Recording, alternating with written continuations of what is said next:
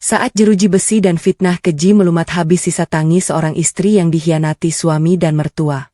Aku bersumpah bahwa langkah kakiku keluar dari penjara akan menjadi lonceng kiamat bagi hidup mereka. Sebab keadilan yang kupahat dalam diam akan menghanguskan segala yang mereka miliki hingga tak bersisa.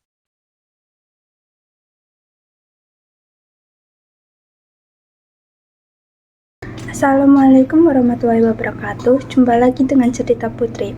Kali ini saya akan menceritakan kisah Resti, seorang istri yang baru hamil menjadi korban fitnah keji dari ibu mertua, Bu Sarah, dan adik ipar Santi yang iri serta ingin menguasai harta suaminya, Aris. Mereka menjebak Resti dengan menumpahkan minyak di lantai dapur hingga ia terjatuh dan keguguran, lalu memalsukan bukti bahwa Resti sengaja menggugurkan kandungannya. Aris yang lebih percaya pada keluarga kandungnya justru ikut menfitnah dan melaporkan Resti ke polisi. Resti dihukum 3 tahun penjara. Di dalam penjara, ia dibimbing oleh Nita, seorang narapidana veteran, untuk mengubah rasa sakit dan dendam menjadi kekuatan. Setelah bebas, Resti mengumpulkan bukti, membongkar konspirasi, merebut kembali rumah warisan ayahnya, dan membawa Bu Sarah serta Santi ke pengadilan hingga dijatuhi hukuman penjara. Aris yang hancur dan kehilangan segalanya memohon maaf, tetapi Resti menolaknya dan memilih memulai hidup baru sendirian. Sebelum ceritanya kita mulai, absen dulu teman-teman dari daerah mana saja. Jangan lupa like, komen, dan subscribe. Juga nyalakan loncengnya agar channel ini bisa lebih berkembang. Yuk kita simak ceritanya. Kertas kecil panjang dengan 2 garis merah itu masih digenggam erat oleh Resti. Jemarinya sedikit gemetar, bukan karena takut, melainkan karena luapan kebahagiaan yang selama 2 tahun ini ia nantikan. Di dalam kamar mandi yang tertutup rapat, Resti menyandarkan punggungnya ke pintu, menarik napas dalam-dalam, dan merasakan sensasi hangat yang menjalar di perutnya. Ada kehidupan di sana. Sebuah kehidupan yang ia harapkan akan menjadi perekat paling kuat untuk hubungannya dengan Aris yang belakangan sering terasa hambar karena tekanan dari lantai bawah rumah ini. Resti melangkah keluar kamar mandi dengan senyum yang belum pudar. Ia segera menghampiri tempat tidur dan mengambil ponselnya. Ia ingin menelepon Aris, namun niat itu tertahan. Ia ingin memberikan kejutan saat suaminya pulang kerja nanti. Namun, baru saja ia hendak meletakkan kembali ponselnya, pintu kamar diketuk dengan keras. Gaya mengetuk yang sangat Resti kenal itu adalah Ibu Sarah.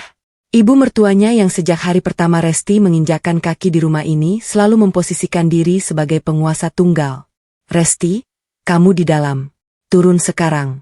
Ibu mau bicara." Suara Ibu Sarah melengking, tidak menyisakan ruang untuk penolakan. Resti menyimpan alat tes kehamilan itu di dalam laci meja riasnya, menguncinya, lalu bergegas membuka pintu. Di depan pintu, Ibu Sarah sudah berdiri dengan tangan bersedekap. Di belakangnya tampak Santi, adik ipar Resti, yang sedang asyik mengunyah camilan sambil menatap Resti dengan pandangan meremehkan. Santi tidak pernah bekerja sejak lulus kuliah setahun lalu dan ia merasa berhak mendapatkan segala fasilitas di rumah ini hanya karena dia adalah anak kandung di rumah ini. "Ada apa, Bu?" tanya Resti selembut mungkin berusaha menjaga suasana hatinya yang sedang berbunga-bunga. "Ada apa? Ada apa? Lihat itu di dapur. Cucian piring menumpuk. Kamu ini mentang-mentang kerja kantoran. Pulang sore langsung masuk kamar. Kamu pikir ibu ini pembantu di sini?" Ibu Sarah memulai serangan rutinnya. "Maaf, Bu. Tadi Resti merasa sedikit pusing, jadi langsung ke kamar untuk cuci muka," jawab Resti jujur. Pusing itu memang gejala awal kehamilannya. Alasan saja terus. "Mbak Resti kan memang begitu, Bu." Merasa paling sibuk sendiri karena punya gaji, timpal Santi dengan nada menyindir. Santi adalah tipe orang yang akan selalu menyulut api jika melihat ibunya mulai memojokkan Resti. Bagi Santi, keberadaan Resti adalah gangguan bagi kenyamanannya. Resti menarik napas panjang. Ia memutuskan bahwa ini adalah saat yang tepat untuk memberitahu kabar gembira itu. Berharap amarah mertuanya mereda. "Sebenarnya, Bu, ada alasan kenapa Resti merasa kurang fit.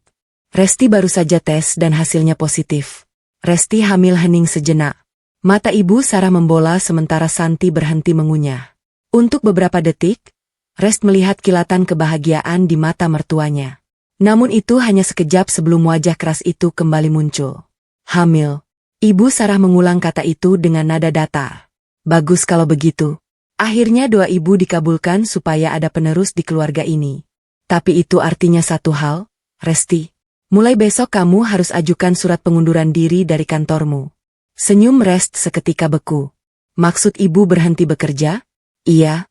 Ibu tidak mau cucu ibu kenapa-napa karena ibunya sibuk mengejar karir dan kelayapan di luar rumah sampai sore.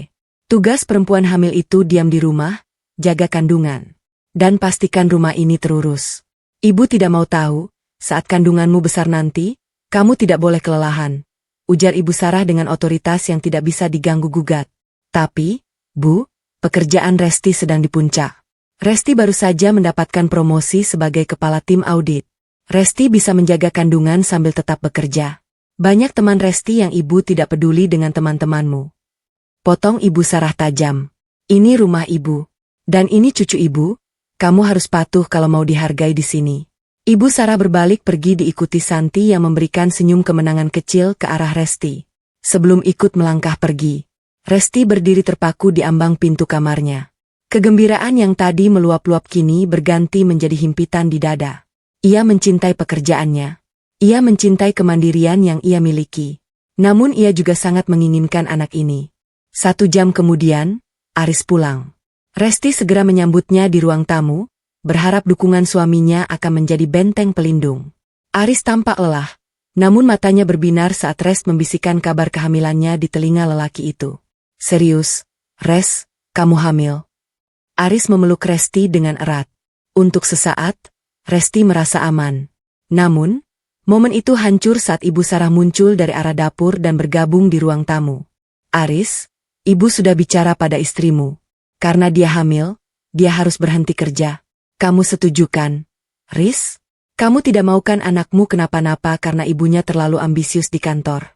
Resti menatap Aris, memohon dalam diam agar suaminya membela haknya. Aris terdiam sejenak, menatap ibunya lalu beralih menatap Resti. Res, mungkin ibu benar, ucap Aris pelan yang terasa seperti hantaman godam bagi Resti. Mas, kita sudah bicarakan ini sebelum menikah. Kamu tahu betapa pentingnya karir ini bagiku. Suara Resti bergetar.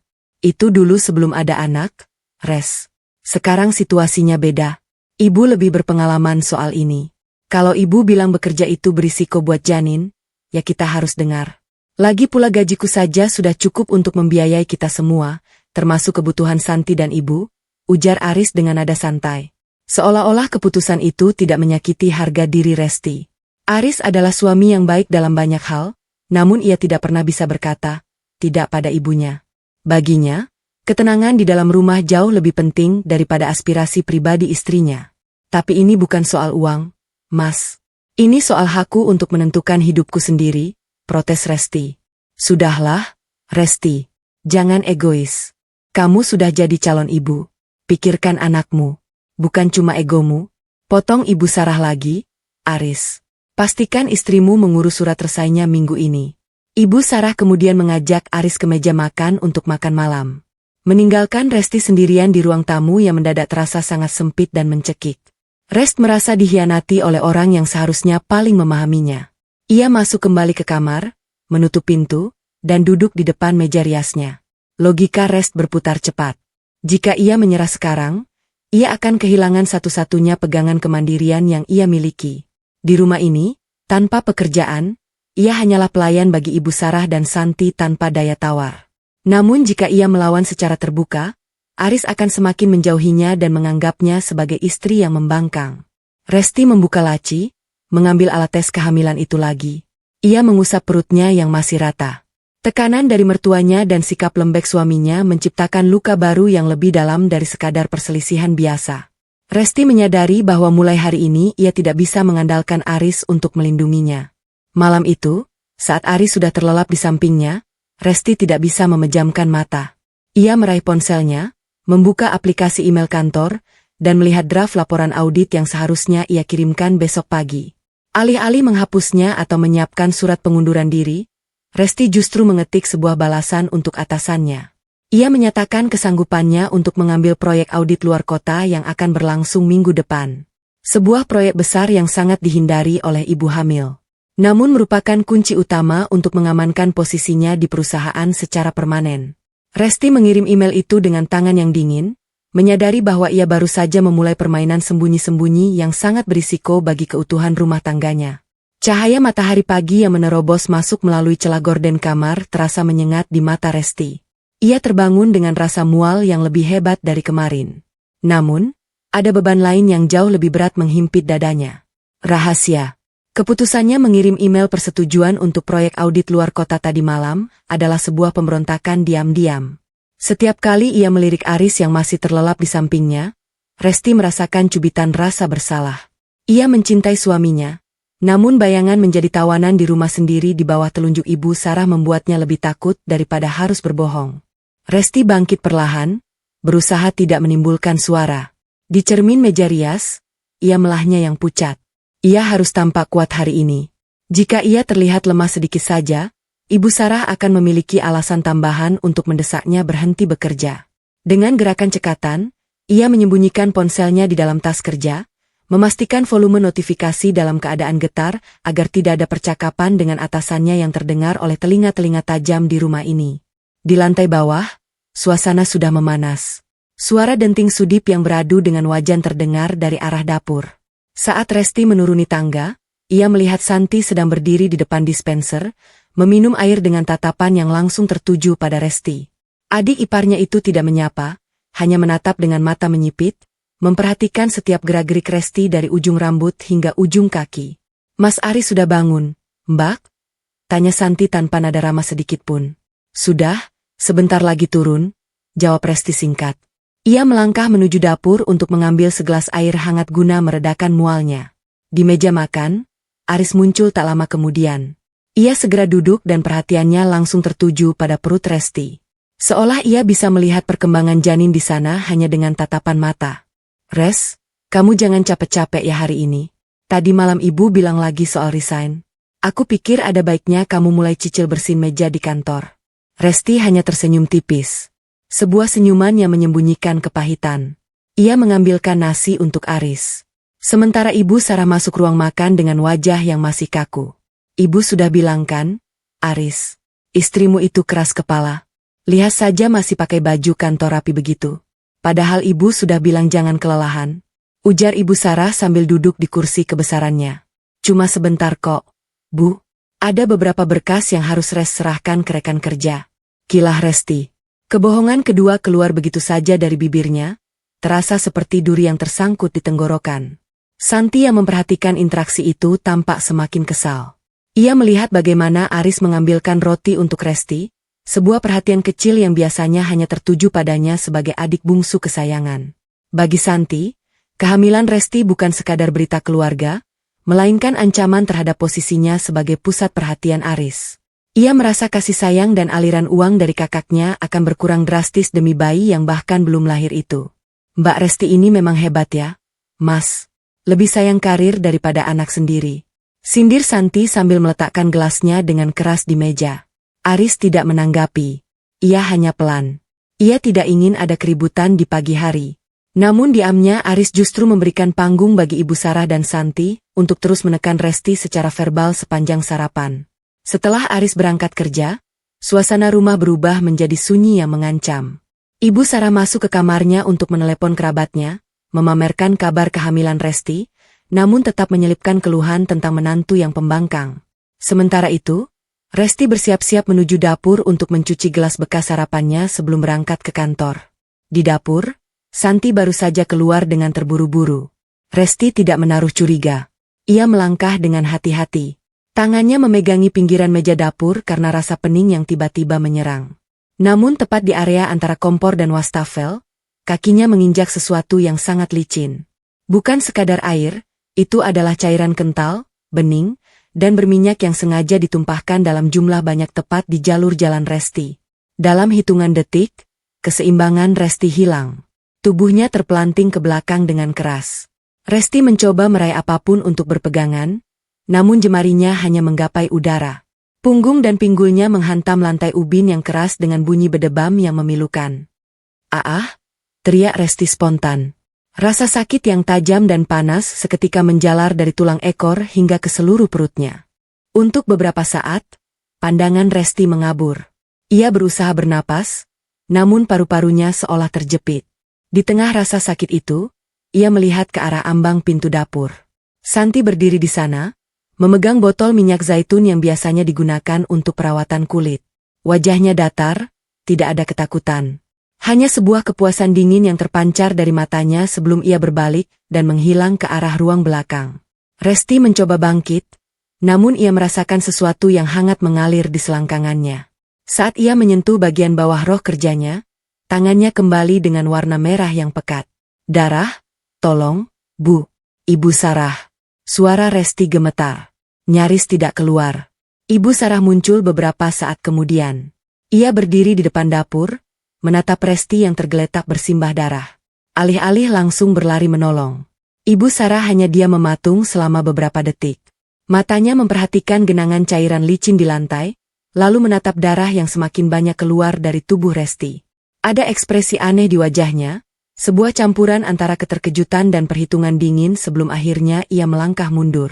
Ia menunggu. Ia menunggu sampai mendengar suara motor Aris yang tiba-tiba kembali ke rumah karena tertinggal dompetnya. Begitu pintu depan terbuka dan suara langkah kaki Aris terdengar, Ibu Sarah seketika merosot ke lantai di dekat ruang tamu melepaskan jeritan histeris yang dibuat-buat. Aris, tolong Resti, nak. Ya Tuhan, darah semua. Teriak Ibu Sarah sambil menutupi mulutnya dengan tangan yang gemetar secara dramatis. Aris berlari kencang ke dapur. Wajahnya berubah pucat pasi saat melihat Resti yang sudah lemas di lantai dengan darah yang terus mengalir. Resti, apa yang terjadi? Ibu tidak tahu, Riz. Tadi ibu di kamar dengar suara jatuh pas ibu lihat Resti sudah begini. Ya Allah, cucu ibu. Tangis Ibu Sarah pecah. Ia memeluk Aris dengan kuat seolah dialah yang paling terguncang di sini. Rest menatap Aris dengan mata yang mulai sayu. Ia ingin menunjuk arah botol minyak yang disembunyikan Santi. Ia ingin mengatakan bahwa ini bukan kecelakaan. Namun, lidahnya terasa keluh.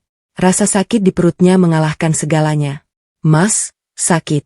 Bisik Rest sebelum kesadarannya mulai menipis. Aris segera menggendong Resti dengan panik. Di tengah kekacauan itu, Santi muncul dari arah belakang dengan wajah yang berpura-pura terkejut dan bingung, ikut-ikutan bertanya apa yang terjadi. Mereka semua sibuk dengan sandiwara masing-masing. Sementara Resti merasakan dunianya meredup. Di dalam ambulans yang membawa mereka menuju rumah sakit, Resti sempat membuka matanya sejenak. Ia melihat Aris yang terus menggenggam tangannya sambil menangis. Namun di belakang suaminya, ia melihat Ibu Sarah yang sedang menghapus air mata palsunya sambil memberikan tatapan dingin ke arah Resti. Tatapan itu seolah berkata bahwa ini adalah hukuman karena Resti mencoba melawan. Saat mereka tiba di IGD dan petugas medis mulai menangani Resti, Aris diminta menunggu di luar. Resti yang masih setengah sadar merasa genggaman Aris terlepas. Di saat kritis itu ia menyadari ponselnya masih ada di saku tas yang dibawa Aris. Ia teringat pada nomor damar. Seorang teman lama yang kini menjadi pengacara yang tempo hari sempat mengirim pesan menawarkan bantuan jika Resti membutuhkan konsultasi hukum terkait aset ayahnya. Dalam kepasrahan dan rasa sakit yang luar biasa, Resti membuat sebuah pilihan. Saat perawat sibuk memasang infus, Resti membisikkan sesuatu yang nyaris tak terdengar kepada perawat tersebut. Meminta bantuan untuk mengambilkan ponselnya dari tas yang dibawa suaminya dengan alasan ingin menghubungi orang tuanya secara pribadi sebelum ia masuk ruang tindakan lebih lanjut. Ia tahu ia tidak bisa lagi mempercayai siapapun di rumah itu untuk menceritakan apa yang sebenarnya ia lihat di dapur tadi. Ia harus mengamankan jalurnya sendiri. Bahkan jika itu berarti, ia harus mulai membangun dinding antara dirinya dan Aris. Mulai detik ini, bau karbol yang tajam dan denting logam beradu di kejauhan adalah hal pertama yang menyambut kesadaran Resti. Langit-langit putih rumah sakit tampak berputar perlahan sebelum akhirnya berhenti tepat di atas kepalanya. Setiap kali ia mencoba menarik napas, bagian bawah perutnya seperti diremas oleh tangan raksasa yang tak terlihat. Ia ingat darah itu. Ia ingat wajah dingin Santi di ambang pintu dapur. Dan ia ingat bagaimana ia mencoba menyelamatkan satu-satunya bukti yang ia miliki melalui perawat tadi. Seorang pria parubaya dengan jas putih dan stetoskop yang mengalung di lehernya masuk ke ruangan. Namanya Dr. Hendra yang terbaca dari papan nama di sakunya. Wajahnya tenang. Namun ada sorot simpati yang membuat jantung Resti berdegup kencang karena ketakutan. Bu Resti, syukurlah Anda sudah sadar. Suara Dr. Hendra terdengar berat. Dokter, bayi saya, bisik Resti. Suaranya serak, nyaris hilang. Dokter Hendra menghela napas pendek. Sebuah gestur yang sudah cukup bagi Resti untuk memahami kehancuran dunianya. Kami sudah berusaha semaksimal mungkin, namun benturan yang Anda alami sangat keras.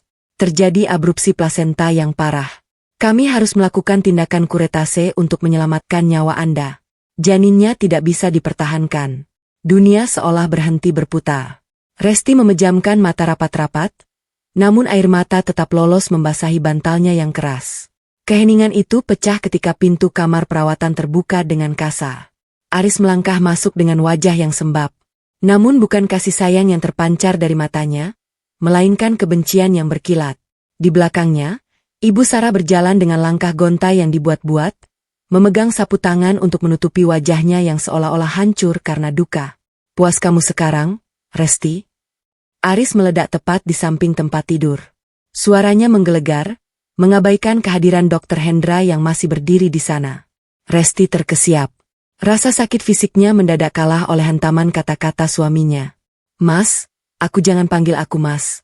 Potong Aris dengan telunjuk menuding ke arah wajah pucat Resti. Ibu sudah cerita semuanya. Kamu sengaja, kan? Kamu melakukan ini supaya kamu bisa tetap bekerja. Kamu lebih memilih karirmu daripada anak kita. Aris, tenangkan dirimu. Kita sedang di rumah sakit. Dokter Hendra mencoba menengahi.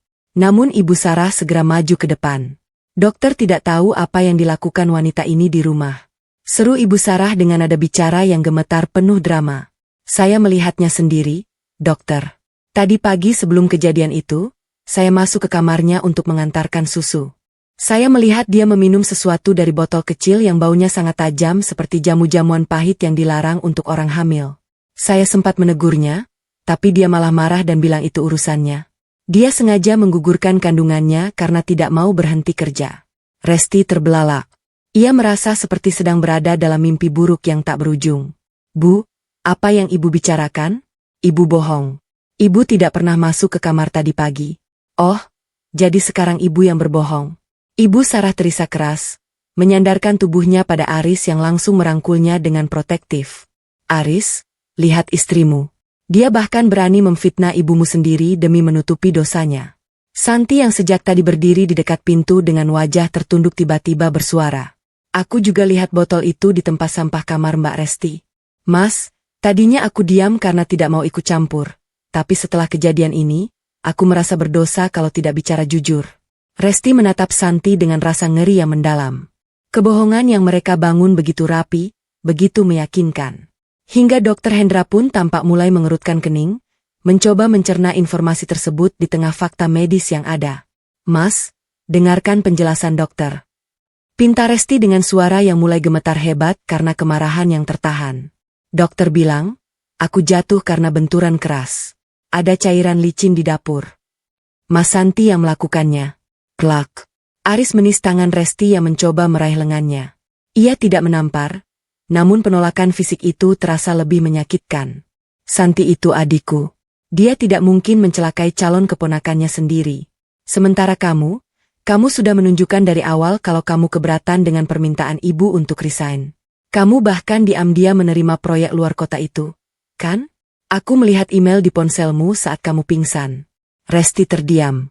Senjata makan tuan. Niatnya mengamankan posisi di kantor kini menjadi bukti niat jahat di mata Aris. Aris tidak mau lagi mendengar alasan medis tentang plasenta atau cairan licin di lantai. Baginya, kesaksian ibunya dan email di ponsel Resti adalah kebenaran mutlak. Kamu adalah ibu yang kejam. Resti, desis Aris. Wajahnya mendekat, matanya merah karena amarah dan kekecewaan yang mendalam. Aku kehilangan anak pertamaku karena keegoisanmu. Jangan harap aku akan memaafkanmu. Ibu benar. Kamu tidak layak menjadi bagian dari keluarga kami. Aris berbalik dan menuntun ibunya keluar dari ruangan. Diikuti oleh Santi yang sempat melirik arah Resti dengan senyum kemenangan yang sangat tipis sebelum menghilang di balik pintu. Dokter Hendra memberikan tatapan yang sulit diartikan sebelum akhirnya berpamitan untuk mengecek pasien lain. Meninggalkan Resti dalam kesunyian yang mencekam. Resti sendirian di dalam tubuhnya yang kosong. Kemarahan mulai menggantikan kesedihan. Ia menyadari bahwa memohon belas kasihan pada Aris adalah kesia-siaan. Suaminya sudah menjadi bidak di tangan Ibu Sarah. Tangannya yang gemetar meraba ke bawah bantal. Tempat perawat tadi menyembunyikan ponselnya sesuai permintaannya yang sangat rahasia. Resti tahu ia sedang dalam pengawasan, namun ia tidak bisa menunggu. Dengan napas yang masih tersengal, ia membuka kontak dan mencari satu nama yang tidak pernah ia hubungi selama bertahun-tahun sejak pernikahannya. Tanpa suara, dengan air mata yang terus mengalir, namun tatapan mata yang mulai mengeras, Resti mengetik sebuah pesan singkat kepada Damar. Ia melampirkan foto draft laporan medis yang sempat ia potret sebelum dokter mengambilnya kembali. Lalu ia mengirimkan lokasi rumah sakitnya. Ia tidak meminta bantuan sebagai teman, melainkan sebagai klien yang terpojok. Keputusannya sudah bulat. Jika mereka ingin menghancurkannya dengan kebohongan, maka ia akan membangun bentengnya dengan hukum. Meskipun itu berarti ia harus menyeret nama baik keluarga Aris ke titik terendah. Di sisa tenaganya, ia menghapus riwayat pesan tersebut dan meletakkan kembali ponselnya. Menunggu badai berikutnya yang ia tahu pasti akan segera datang. Sisa rasa sakit dari tindakan medis itu masih berdenyut di rahim Resti. Namun, rasa ngilu itu tak sebanding dengan kekosongan yang ia rasakan. Di dalam mobil polisi yang membawanya kembali ke rumah untuk penggeledahan singkat, Resti hanya menatap keluar jendela dengan pandangan kosong. Dunia luar tampak terus berjalan seolah-olah ia tidak baru saja kehilangan separuh jiwanya. Ia dikawal dua petugas. Seorang poluan bernama Bribka Lastri yang menatapnya dengan sisa sapa iba, dan seorang petugas pria yang tampak kaku. Sesampainya di rumah, suasana tidak lebih baik dari rumah sakit. Aris berdiri di depan pintu dengan tangan bersedekap. Wajahnya mengeras sebagai batu karang. Ia bahkan tidak sudi menatap mata Resti saat istrinya melangkah tertati masuk ke dalam rumah yang dulu mereka bangun dengan janji-janji manis. "Silakan, Pak. Cari saja di lemarinya. Saya yakin dia masih menyimpan sisa racun itu." Suara Bu Sarah memecah kesunyian, tajam, dan penuh racun. Resti hanya bisa bersandar di bingkai pintu kamar saat petugas mulai membuka lemari bajunya. Ia tahu ia tidak menyimpan apun. Pikirannya masih pada pesan yang ia kirimkan pada Damar. Ia hanya butuh waktu sampai pengacara itu datang. Namun, rencananya hancur berantakan ketika Bribka Lastri menarik sebuah kotak kecil dari tumpukan pakaian dalam Resti, tempat yang paling pribadi dan jarang disentuh Aris. Di dalam kotak itu terselip sebuah botol kaca coklat kecil, tanpa label berisi cairan bening yang berbau menyengat. "Ini apa, Bu Resti?" tanya Bribka Lastri tegas. Resti menggeleng cepat. Napasnya memburu. "Saya tidak tahu, itu bukan milik saya. Saya tidak pernah melihat botol itu." "Bohong. Jelas-jelas itu keluar dari lemarimu," teriak Santi yang tiba-tiba muncul dari balik punggung ibunya. Wajahnya tampak puas, matanya berkilat penuh kemenangan. "Mungkin itu sisa ramuan yang Mbak minum kemarin sebelum jatuh." Aris melangkah maju, merebut botol itu dari tangan petugas sejenak sebelum diamankan kembali. Ia menatap Resti dengan sorot mata yang menghunus. "Masih mau mengelak, Res? Barang bukti sudah ada di depan mata. Kamu benar-benar sudah merencanakan ini semua, kan, Mas?" "Demi Allah, aku dijebak. Aku jatuh karena lantai itu licin. Ada minyak." Suara Resti pecah menjadi tangis. "Cukup, Resti. Jangan bawa-bawa nama Tuhan untuk menutupi kelakuan bejatmu," bentak Aris.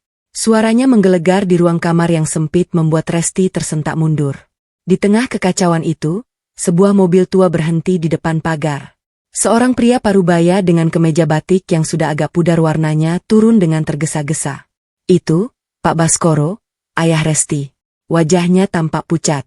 Napasnya tersengal-sengal karena penyakit asma menahun yang dideritanya sedang kambuh. "Resti, anakku." Pak Baskoro merangsek masuk, mengabaikan tatapan sinis dari keluarga Aris. Ia langsung memeluk putrinya yang sudah lemas. "Apa yang terjadi? Kenapa ada polisi di sini?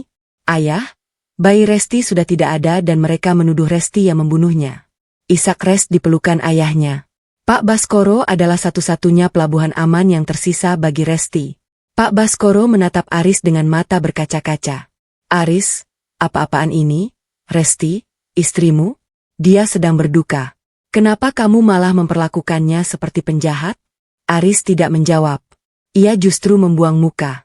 Namun, Bu Sarah yang mengambil alih. "Pak Baskoro, sebaiknya Anda bawa pulang saja anak Anda kalau dia tidak dipenjara nanti. Dia sudah membunuh cucu saya. Kami punya bukti. Kami punya saksi. Saya tidak percaya. Anak saya tidak mungkin melakukan itu." Pak Baskoro berteriak, Suaranya para kemudian menatap Aris kembali. Aris, ayah mohon sewa pengacara terbaik untuk Resti. Ini semua pasti salah paham. Kamu tahu betul bagaimana Rest sangat menantikan anak ini? Aris tertawa sinis. Sebuah tawa yang terdengar sangat asing di telinga Resti. Sewa pengacara menggunakan uangku untuk membela pembunuh anakku sendiri. Jangan mimpi, Pak. Kalau Bapak mau bela dia, silakan cari pengacara sendiri. Aku tidak akan mengeluarkan sepeser pun untuk wanita ini. Aris, tega kamu bicara begitu pada mertuamu. Pak Baskoro terbatuk hebat. Tangannya memegang dada. Mertua. Sejak anakku mati di tangan dia, Anda bukan lagi mertua saya, ucap Aris dingin. Sekarang silakan keluar dari rumah saya. Bawa drama kalian pergi dari sini biar polisi yang mengurus sisanya. Aris menarik lengan Pak Baskoro secara paksa menuju pintu depan. Resti mencoba menahan, namun ia ditarik oleh petugas polisi. Ia hanya bisa melihat ayahnya diseret keluar rumah seperti orang asing yang tak berharga. Pak Baskoro jatuh terduduk di aspal depan pagar terbatuk-batuk sambil mencoba menghirup inhalernya. Sementara Aris menutup pintu pagar dengan dentuman keras. Hati Resti rasanya benar-benar mati saat itu juga. Cinta yang ia pupuk selama bertahun-tahun untuk Aris menguap berganti menjadi sebuah lubang hitam yang pekat. Ia melihat suaminya kembali ke dalam rumah tanpa sedikit pun rasa sesal. Sementara ayahnya yang sakit-sakitan tergeletak di luar sana. Ayo, Bu Resti, kita harus ke kantor sekarang. Ajak Bribka Lastri dengan nada yang lebih lunak menyadari situasi yang sangat tidak manusiawi ini.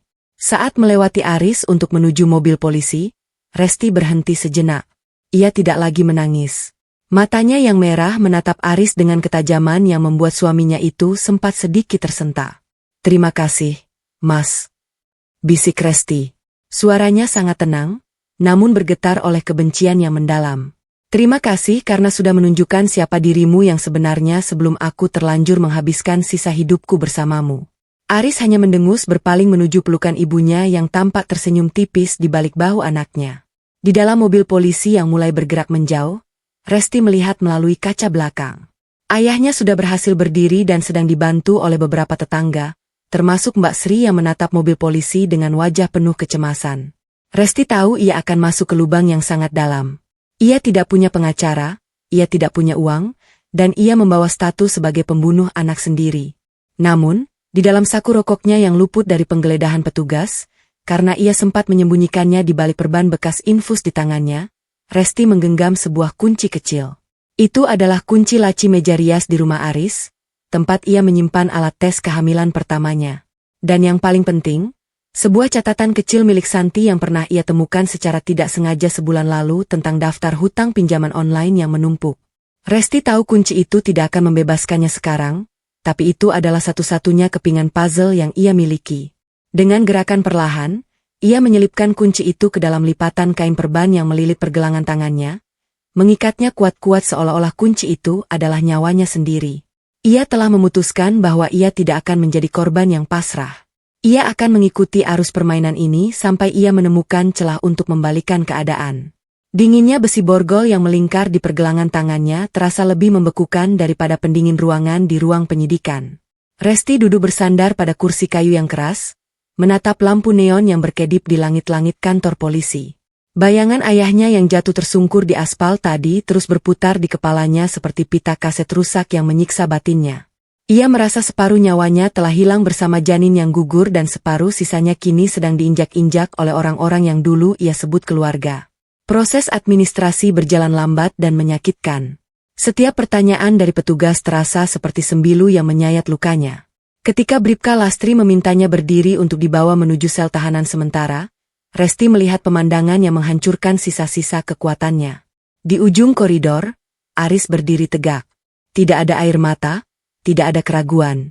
Ia berdiri di samping Ibu Sarah yang masih menggenggam sapu tangan, berakting seolah dialah korban paling menderita di dunia.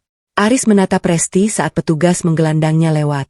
Tatapan suaminya itu dingin, penuh penghakiman.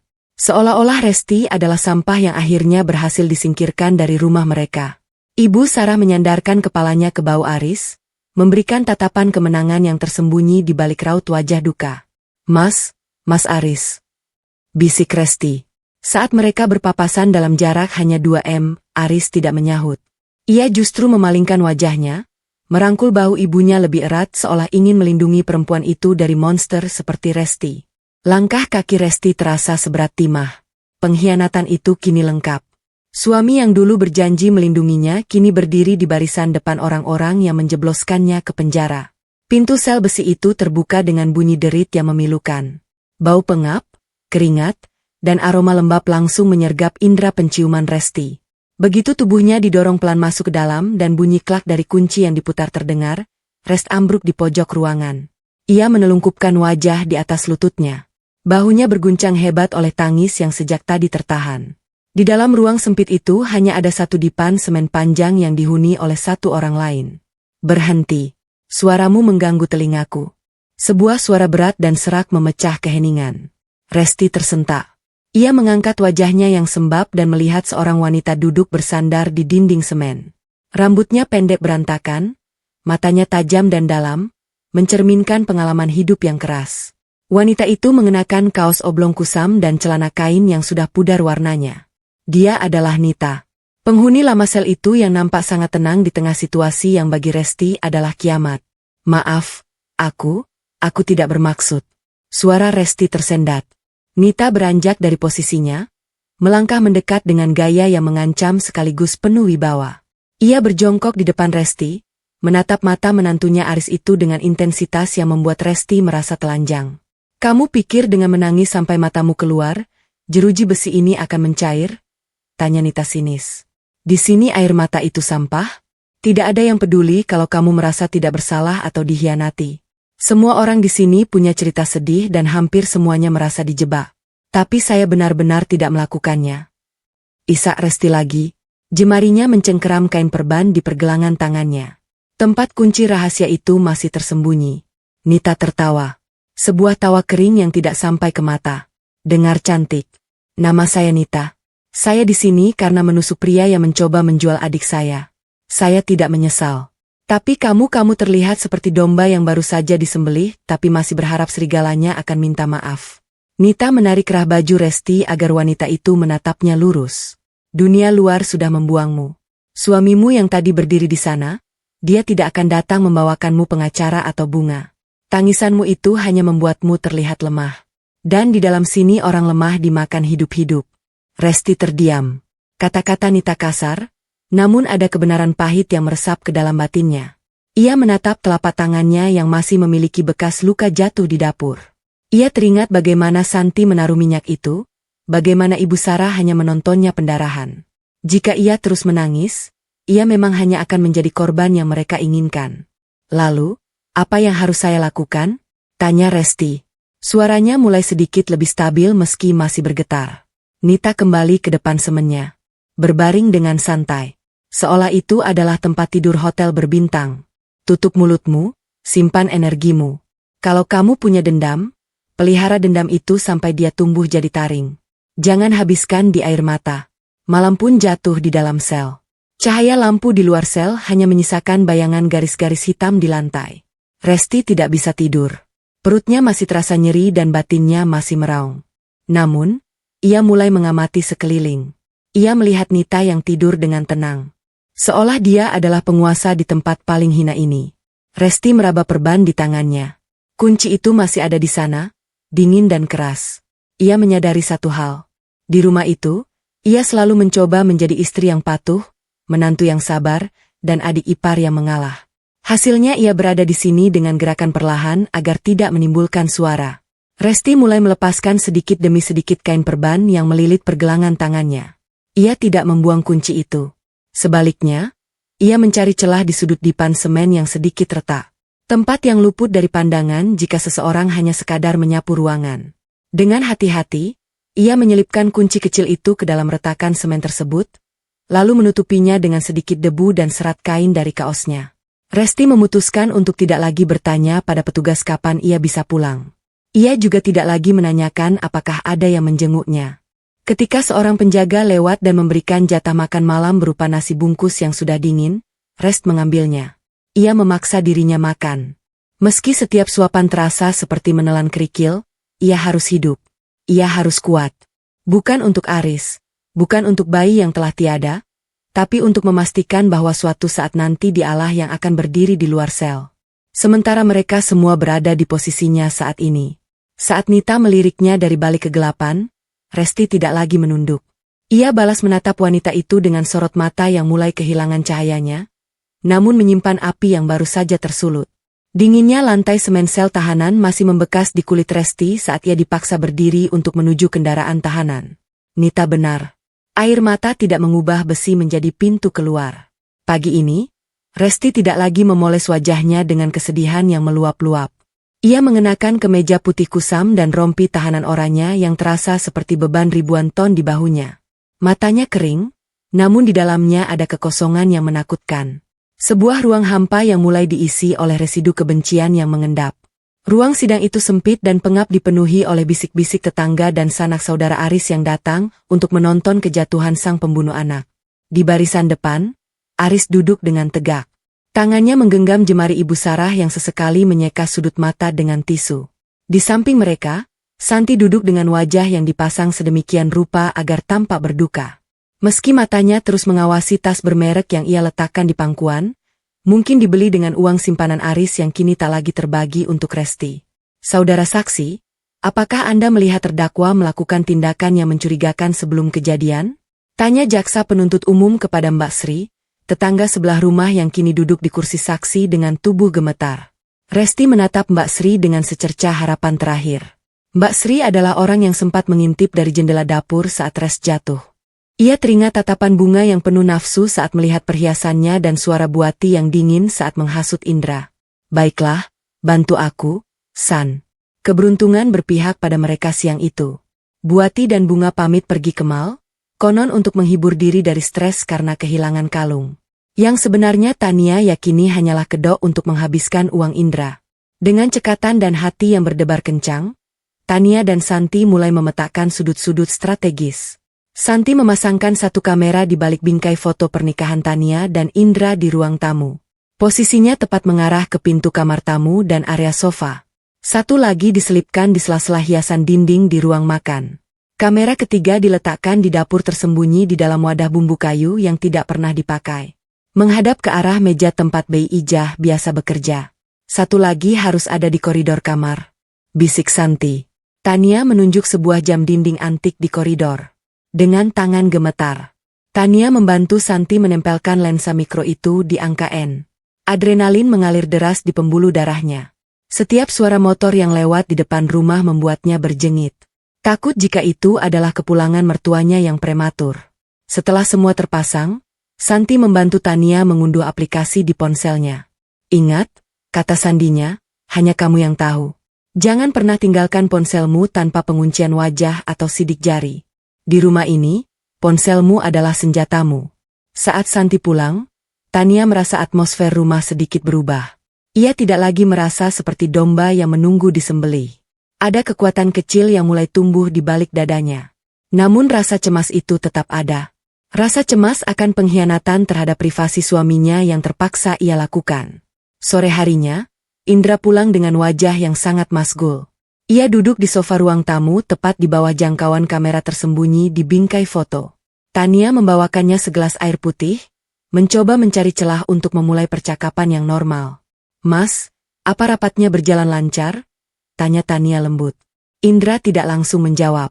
Ia menatap Tania dengan pandangan yang sulit dibaca antara rasa sayang yang tersisa dan keraguan yang mulai mengakar. Pikiran Mas tidak di kantor, Tan? Ibu terus mengirim pesan. Katanya dia merasa tidak aman tinggal di sini. Bunga juga menangis terus karena kalung itu. Tania menggigit bibir dalamnya. Mas percaya aku yang mengambilnya? Indra menghela napas panjang lalu memijat pelipisnya. Mas ingin percaya kamu, tapi bukti-bukti kecil yang ibu tunjukkan soal kamu yang sering masuk kamar mereka saat tidak ada orang itu sulit diabaikan. Mas lelah, Tania. Mas hanya ingin rumah yang tenang. Indra bangkit dan berjalan menuju kamar tanpa menyentuh air yang dibawakan Tania. Tania berdiri terpaku di ruang tamu. Ia melihat ke arah bingkai foto pernikahan mereka. Tahu bahwa di balik senyum bahagia mereka di foto itu, ada mata elektronik yang kini merekam segalanya. Tania menarik napas dalam-dalam. Ia masuk ke kamar mandi, mengunci pintu, dan membuka aplikasi di ponselnya. Untuk pertama kalinya, ia melihat live feed dari ruang tamu. Ia melihat Buati dan Bunga yang baru saja pulang. Masuk ruang tamu dengan wajah ceria membawa banyak kantong belanjaan. Tania memperhatikan mereka dengan seksama melalui layar ponsel yang kecil. Saat ia melihat Bunga mulai berbisik pada Buati sambil melirik arah kamar utama, Tania mengambil sebuah langkah kecil yang tidak ia pikirkan sebelumnya. Ia mengambil cincin kawinnya dari jari manisnya, lalu dengan sengaja meletakkannya di pinggir wastafel kamar mandi luar yang biasa digunakan bersama. Membiarkannya tergeletak begitu saja di sana, terlihat jelas oleh siapapun yang melintas. Ia keluar dari kamar mandi dengan wajah tanpa ekspresi, membiarkan benda berharga itu menjadi sebuah ujian tak kasat mata di tengah rumah yang penuh duri tersebut. Pagi itu, wastafel di kamar mandi luar tampak kosong melompong. Cincin kawin yang sengaja diletakkan Tania di sana telah lenyap. Tania berdiri mematung, menatap porselen putih yang dingin itu dengan perasaan yang aneh. Sebuah campuran antara sesak napas karena dikhianati dan kepuasan pahit karena dugaannya terbukti. Ia segera masuk ke dalam kamar, mengunci pintu, dan membuka aplikasi CCTV di ponselnya dengan tangan yang gemetar. Di layar kecil itu, ia melihat rekaman beberapa jam yang lalu. Bunga melintas, berhenti di depan wastafel. Matanya membelalak melihat lingkaran emas itu, lalu dengan gerakan secepat kilat ia menyambarnya. Namun yang membuat jantung Tania serasa berhenti berdetak adalah adegan berikutnya. Bunga tidak menyembunyikan cincin itu di sakunya, melainkan membawanya ke kamar tamu. Di sana, Buati sudah menunggu. Mereka tidak hanya mengambil cincin itu, mereka sedang sibuk dengan sebuah kertas di atas meja. Tania menyadari satu hal, mereka tidak sedang mencuri perhiasannya untuk dimiliki. Mereka sedang merancang sesuatu yang jauh lebih sistematis untuk menghancurkan hidupnya. Sore harinya, Indra pulang dengan langkah yang terasa lebih berat dari biasanya. Tidak ada sapaan, tidak ada kecupan di kening. Ia berjalan melewati Tania seolah istrinya hanyalah bayangan yang tidak berarti. Ketakutan Tania memuncak saat ia melihat Indra duduk di ruang tengah bersama Buati dan Bunga yang sudah memasang wajah penuh keprihatinan yang dibuat-buat. "Tania, sini. Mas mau bicara." Suara Indra dingin, datar, dan tanpa emosi. Tania mendekat, duduk di kursi tunggal yang letaknya terpisah dari mereka bertiga. Sebuah posisi yang secara implisit menegaskan bahwa ia adalah terdakwa di pengadilan keluarga ini. Indra mengeluarkan selembar kertas dari saku jasnya dan meletakkannya di atas meja kayu. "Bisa kamu jelaskan apa ini?" Tania meraih kertas itu. Itu adalah nota bukti gadai dari sebuah kantor pegadaian swasta di pinggiran kota. Di sana tertera nama lengkapnya, nomor KTP-nya, dan rincian barang yang digadaikan. Satu buah cincin emas putih bermata zamrud, cincin kawinnya sendiri, dan kalung berlian milik Bunga. Tanggal yang tertera adalah kemarin sore saat Tania pergi keluar untuk menemui Santi. "Mas, ini palsu. Aku tidak pernah ke tempat ini," ucap Tania. Suaranya bergetar hebat. Ia menatap nota itu dengan nanar. Nama dan nomor KTP-nya benar, namun tanda tangannya berbeda. Meski dibuat sangat mirip dengan coretan tangannya, palsu. Suara Nita berat tanpa emosi. "Mertuamu itu pasti sedang berpesta di luar sana. Membayangkanmu mati perlahan di sini karena mogok makan. Kau mau memberi mereka kepuasan itu?" Resti berhenti mengunyah. Ia menatap Nita dengan tatapan hampa. "Apa gunanya makan, Mbak? Aku sudah tidak punya siapa-siapa. Anakku mati, suamiku membuangku, dan duniaku sudah runtuh." Nita mendengus lalu merampas sendok plastik dari tangan Resti. "Duniamu belum runtuh, Resti. Duniamu hanya sedang dibersihkan dari parasit. Di sini kau belajar satu hal. Jangan pernah menaruh kebahagiaanmu di telapak tangan orang lain. Sekarang telan nasi itu atau aku sendiri yang akan menjejalkannya ke tenggorokanmu." Selama berminggu-minggu, Nita menjadi kompas bagi Resti. Nita mengajarkannya cara bicara agar tidak ditindas narapidana senior, cara menyembunyikan emosi di balik wajah yang datar, dan cara mengamati setiap celah di balik rutinitas penjara yang membosankan. Resti mulai belajar bahwa kemarahan yang meledak-ledak adalah kelemahan, sementara kebencian yang disimpan rapat di bawah suhu nol adalah senjata. Suasana tenang itu pecah ketika seorang sipir wanita sipir indah berdiri di depan jeruji sel mereka. Wajah indah biasanya datar. Namun siang itu ada gurat kecemasan yang tertahan. "Resti, ikut saya ke ruang kunjungan. Ada pengacaramu," ucap sipir indah singkat. Resti mengerutkan kening. Damar tidak biasanya datang tanpa jadwal yang jelas. Ia melangkah mengikuti Indah menyusuri koridor panjang yang pengap. Di ruang kunjungan yang dibatasi kaca tebal, Damar sudah menunggu. Wajah pria itu tampak sangat lelah dan ia tidak berani menatap mata Resti saat wanita itu duduk di depannya. Ada apa, Damar? Ada perkembangan soal banding? Tanya Resti, mencoba mencari sedikit harapan. Damar menarik napas panjang, tangannya gemetar saat memegang gagang telepon penghubung. Res, aku harus menyampaikan ini. Ayahmu, Pak Baskoro. Beliau meninggal dunia pagi ini di rumah sakit. Dunia seolah berhenti berputar.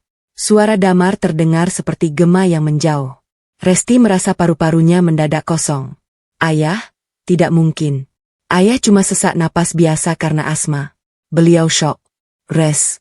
Setelah mendengar kabar vonis 3 tahunmu dan pengusiran yang dilakukan Aris, kondisi jantungnya menurun drastis. Beliau tidak kuat menahan semua tekanan itu. Suara Damar pecah. Aku sudah mengurus semuanya. Pemakaman akan dilakukan sore ini. Resti memukul kaca pembatas dengan kepalan tangannya, tidak peduli dengan rasa sakitnya. Aku harus pulang, Damar. Aku harus melihat ayah untuk terakhir kali. Tolong urus izin luar biasa. Aku mohon. Damar menggeleng dengan raut wajah hancur. Aku sudah mencoba, Res. Aku sudah menghadap kepala lapas. Tapi apa?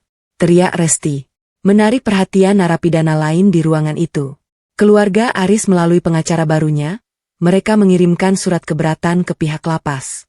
Mereka mengklaim kamu memiliki kecenderungan bunuh diri dan membahayakan keamanan jika dikeluarkan bahkan dengan pengawalan.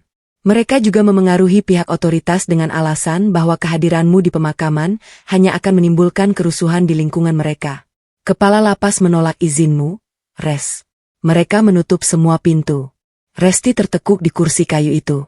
Rasa sakit karena kehilangan anaknya terasa kembali lagi. Namun, kali ini bercampur dengan amarah yang begitu pekat hingga ia merasa bisa meledak kapan saja. Aris dan ibunya tidak hanya ingin memenjarakannya, mereka ingin memutuskan napas terakhirnya bersama ayahnya. Mereka ingin ia membusuk dalam penyesalan tanpa sempat mengucap kata maaf pada orang tua satu-satunya yang ia miliki. Sipir indah mendekat menyentuh bahu Resti untuk memintanya kembali ke Selena waktu kunjungan habis. Resti berdiri dengan tubuh yang limbung.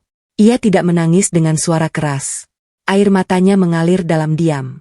Jatuh membasahi rompi oranye yang kini terasa seperti kulit kedua yang menjijikan. Saat kembali ke sel, Nita sudah menunggu. Ia melihat kehancuran di wajah Resti. Tanpa banyak bicara, Nita memeluk Resti. Sebuah tindakan yang sangat jarang dilakukan oleh wanita keras itu. Resti terisak di bahu Nita, merutuki kelemahannya, merutuki dinding penjara yang menghalanginya memberikan penghormatan terakhir bagi Pak Baskoro. Mereka membunuhnya. Mbak Aris membunuh ayahku. Bisik Res di sela tangisnya yang tertahan. Nita melepaskan pelukannya, memegang kedua bahu Resti dengan sangat keras hingga jari-jarinya meninggalkan bekas. Bagus. Ingat rasa sakit ini, Resti. Ingat setiap detiknya. Jangan biarkan duka ini menguap. Jadikan ini bahan bakar. Mulai detik ini, jangan lagi kau sebut dirimu korban. Kau adalah orang yang sedang menunggu waktu. Resti menatap dinding sel yang kusam. Di kepalanya, bayangan wajah ayahnya berganti dengan wajah Aris yang tersenyum sinis di pengadilan. Ia menyadari bahwa hukum manusia tidak akan pernah memberinya keadilan yang ia inginkan. Malam itu, saat lampu sel mulai dipadamkan, Res tidak berbaring. Ia mendekati Nita yang sedang duduk merenung di sudut dengan suara yang sangat tenang, namun mengandung getaran yang mematikan. Resti membisikkan sesuatu. Mbak Nita, ajari aku cara benar-benar menghilang di dalam sini tanpa kehilangan kendali.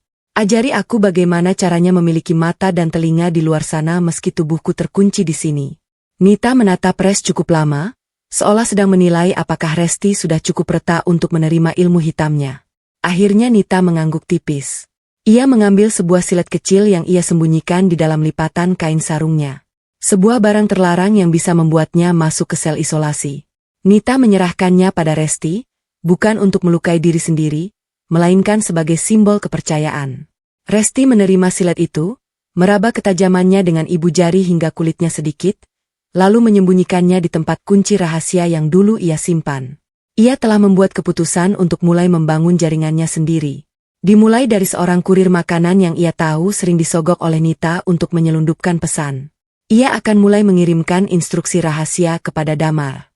Sebuah rencana yang melampaui sekadar urusan hukum. 7 hari telah berlalu sejak tanah makam Pak Baskoro masih basah. Namun Resti belum juga diizinkan menyentuh nisan ayahnya.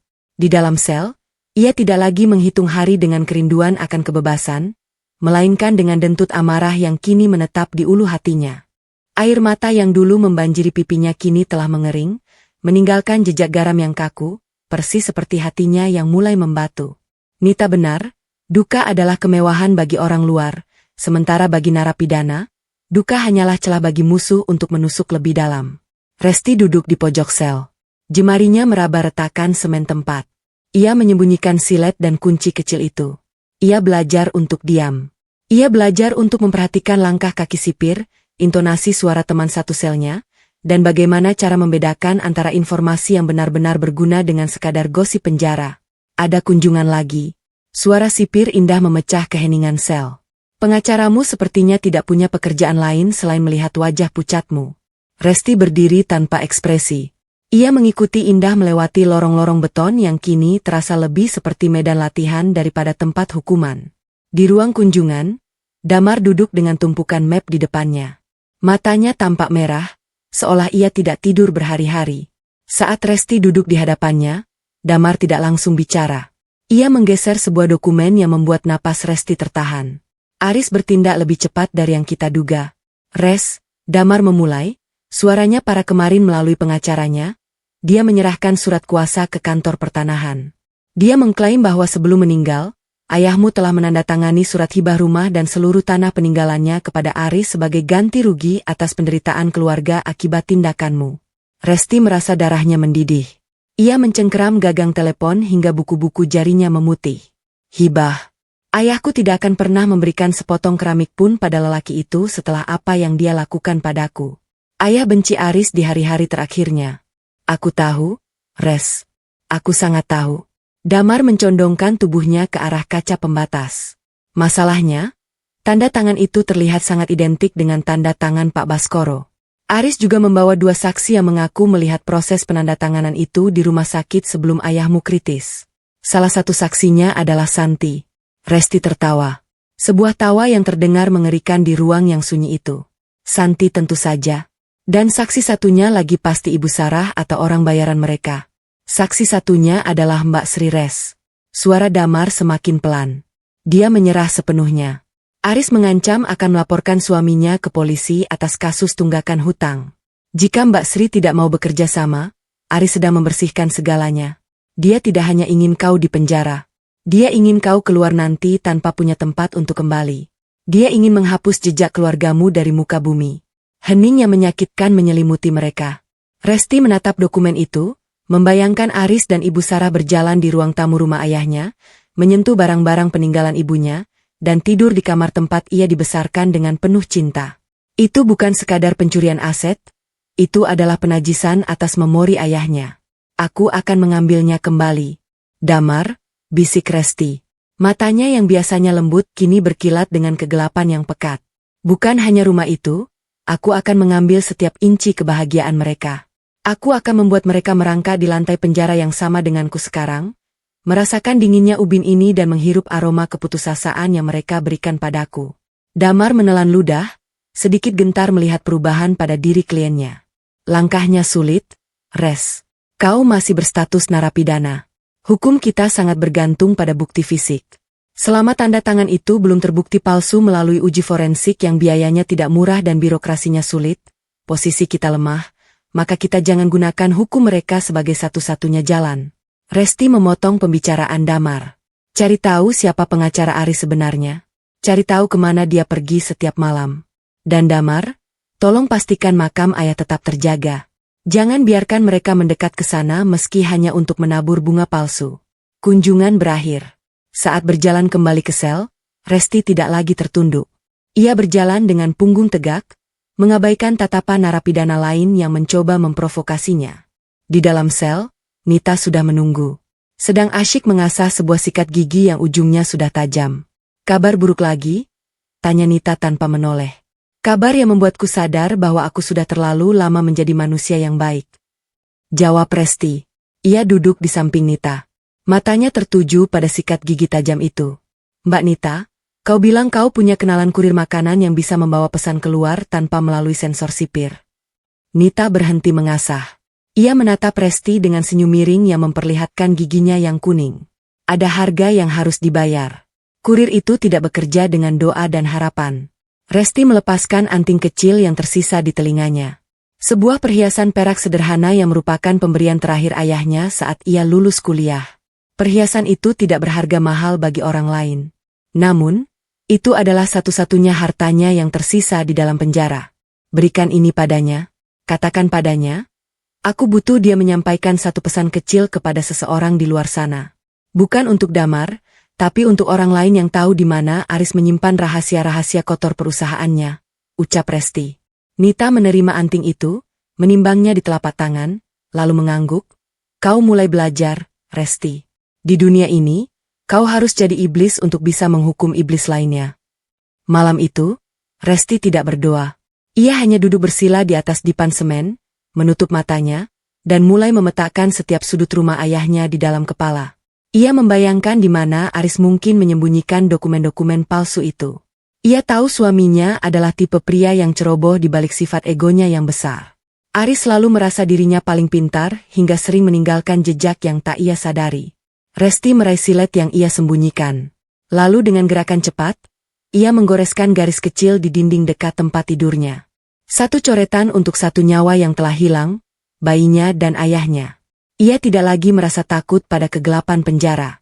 Kegelapan itu kini adalah kawan lamanya. Dengan napas yang teratur, ia mulai menuliskan sebuah surat pendek di atas secari kertas rokok yang ia dapatkan dari Nita. Ia menggunakan sisa jelaga dari lampu minyak yang bocor sebagai tintanya.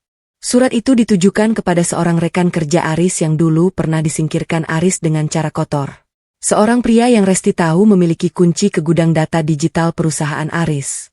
Resti melipat kertas kecil itu sekecil mungkin lalu menyelipkannya ke dalam gumpalan nasi sisa makan malamnya yang akan ia berikan pada sang kurir esok pagi. Sebuah taruhan yang jika ketahuan akan membuatnya berakhir di sel isolasi selama berbulan-bulan. Namun bagi Resti, sel isolasi jauh lebih baik daripada melihat Aris tertawa di atas tanah makam ayahnya. Bau sisa hujan yang tertinggal di dinding-dinding lembah penjara tidak lagi membuat Resti merasa sesak.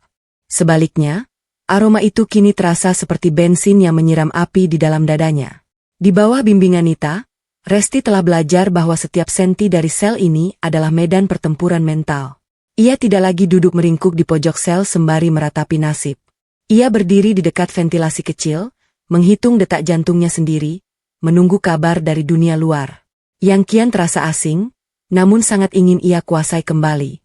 Nita sedang duduk di depan mengamati Resti dengan tatapan tajamnya yang biasa. Kurir itu sudah memberikan nasi sisa itu ke orang yang kau maksud. Gumam Nita pelan, memastikan suaranya tidak melewati jeruji besi. Sekarang kau hanya perlu sabar. Sabar itu adalah jenis siksaan paling berat bagi orang yang sedang terbakar dendam. Resti hanya mengangguk tipis. Ia meraba pergelangan tangannya yang kini tak lagi berbalut perban, namun menyisakan bekas luka kecil yang sengaja ia jaga agar tetap perih sebagai pengingat. Panggilan kunjungan kembali terdengar. Kali ini nama Resti diteriakkan oleh sipir Indah dengan nada yang sedikit berbeda. Ada sedikit rasa segan dalam suaranya.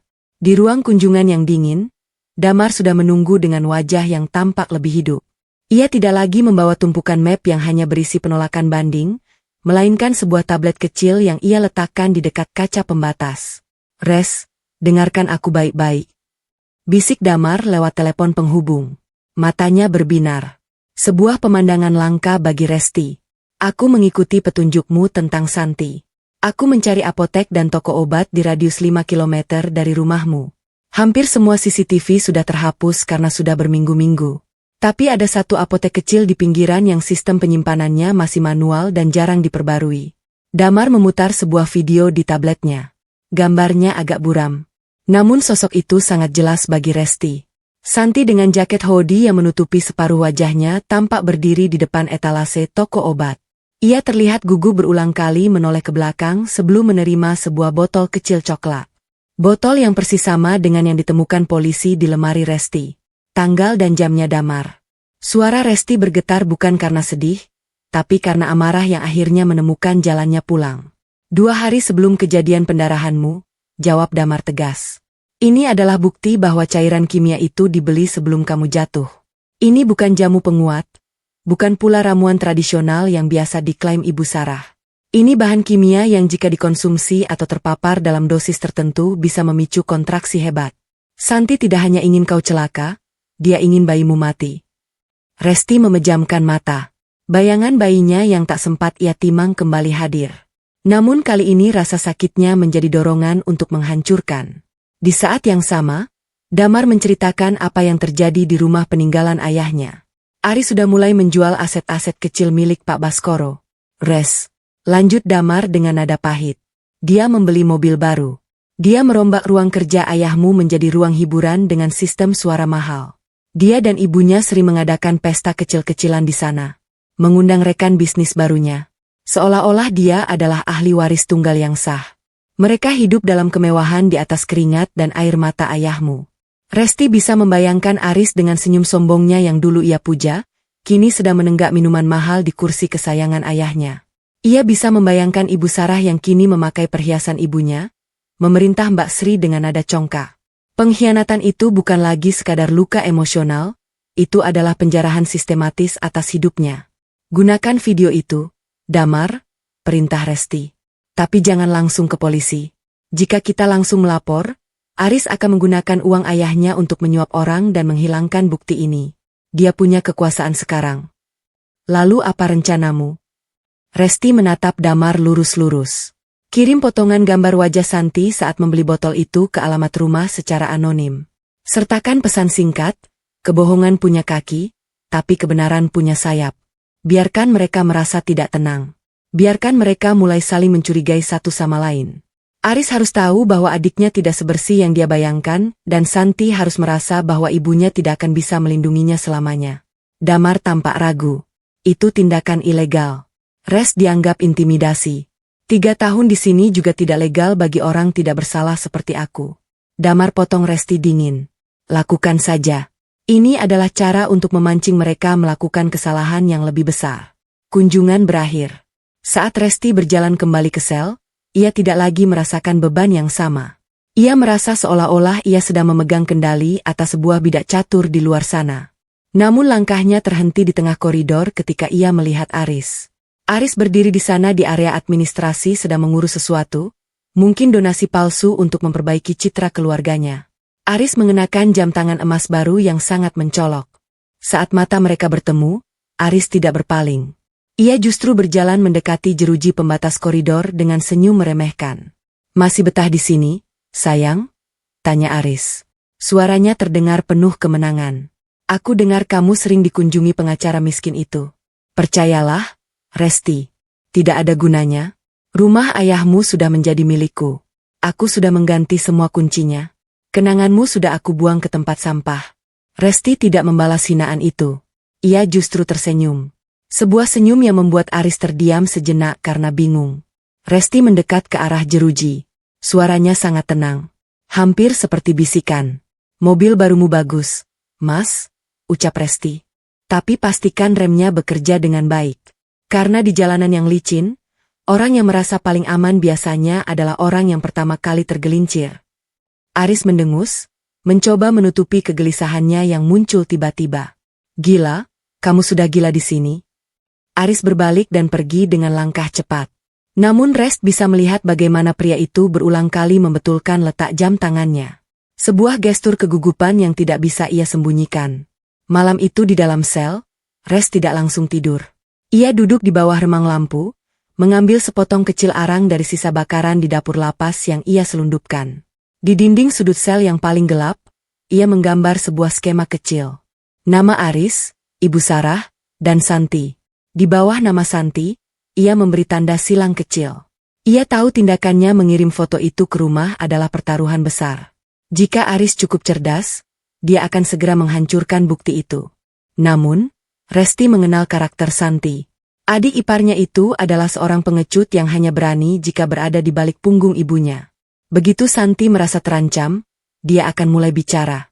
Dan saat itulah keretakan dalam keluarga mereka akan menjadi lubang yang menelan mereka semua. Resti merobek secari kain dari ujung seragam tahanannya. Lalu dengan jari yang masih sedikit gemetar, Ia menuliskan sesuatu di kain itu menggunakan arang. Baksri.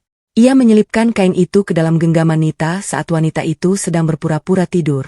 Resti telah memutuskan untuk mulai menggerakkan bidak terakhirnya di rumah itu. Ia butuh saksi yang hancur untuk menjadi senjata yang mematikan.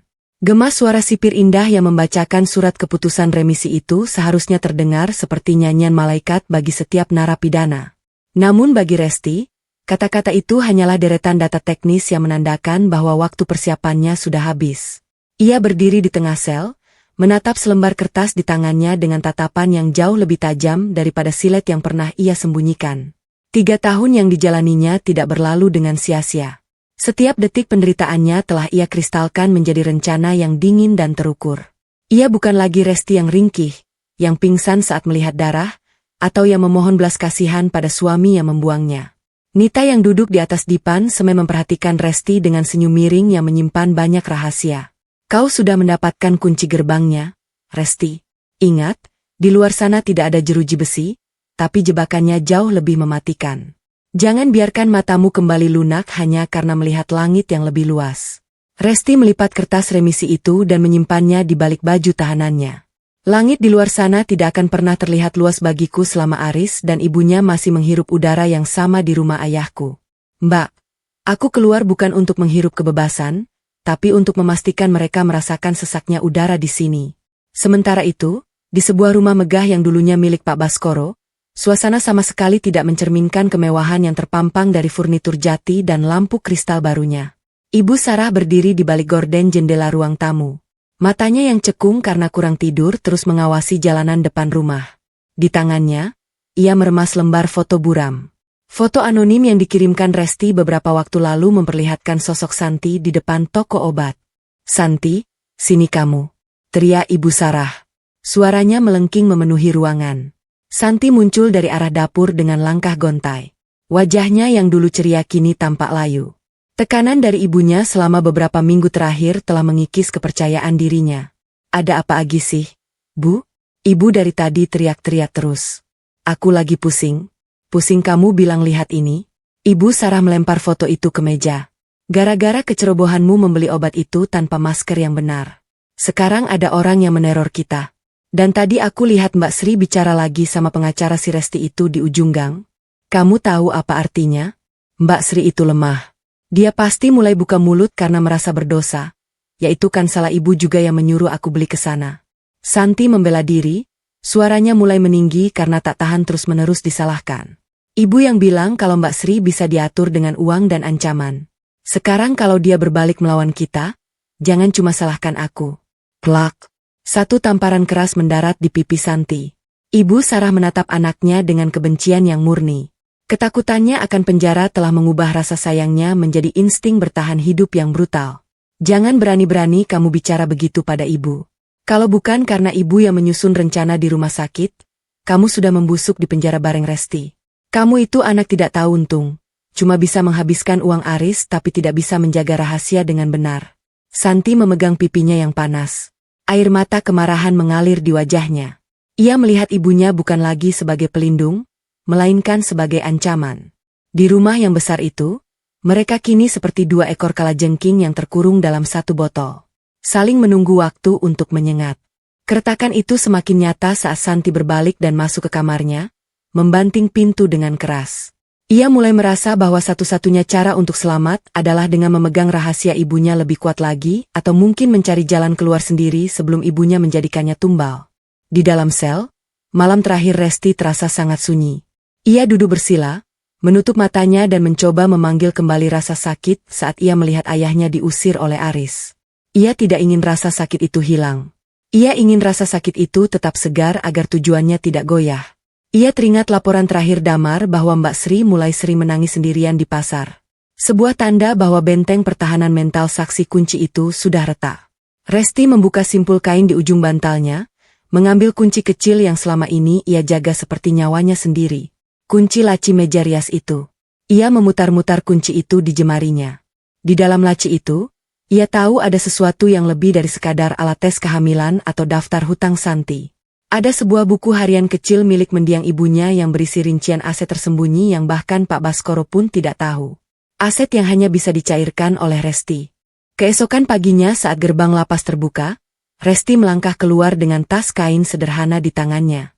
Ia tidak melihat Aris atau keluarga lainnya menjemput. Hanya ada Damar yang berdiri di samping mobil tuanya. Menatap Resti dengan pandangan haru sekaligus was-was. "Kamu sudah bebas, Res," ucap Damar pelan.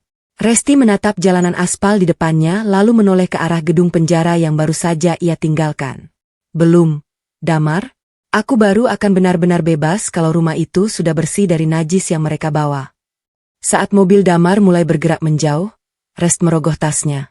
Ia mengeluarkan sebuah ponsel murah yang diberikan Nita melalui kurir sebelum ia keluar. Resti menekan sebuah nomor yang tidak tersimpan di buku telepon manapun. Itu adalah nomor pribadi mantan atasan Aris. Orang yang dulu pernah dikhianati Aris dalam sebuah tender besar. "Halo, Pak. Ini Resti," ucapnya dengan nada dingin yang tidak menyisakan ruang untuk basa-basi. "Saya punya data transaksi gelap yang dilakukan Aris selama 3 tahun terakhir untuk mencuci uang warisan ayah saya. Saya tidak butuh uang Anda. Saya hanya butuh 1 jam waktu Anda sore ini untuk menandatangani sebuah surat kesepakatan." Tanpa menunggu jawaban panjang, Resti mematikan ponselnya dan langsung mencabut kartu SIM-nya lalu membuangnya keluar jendela mobil.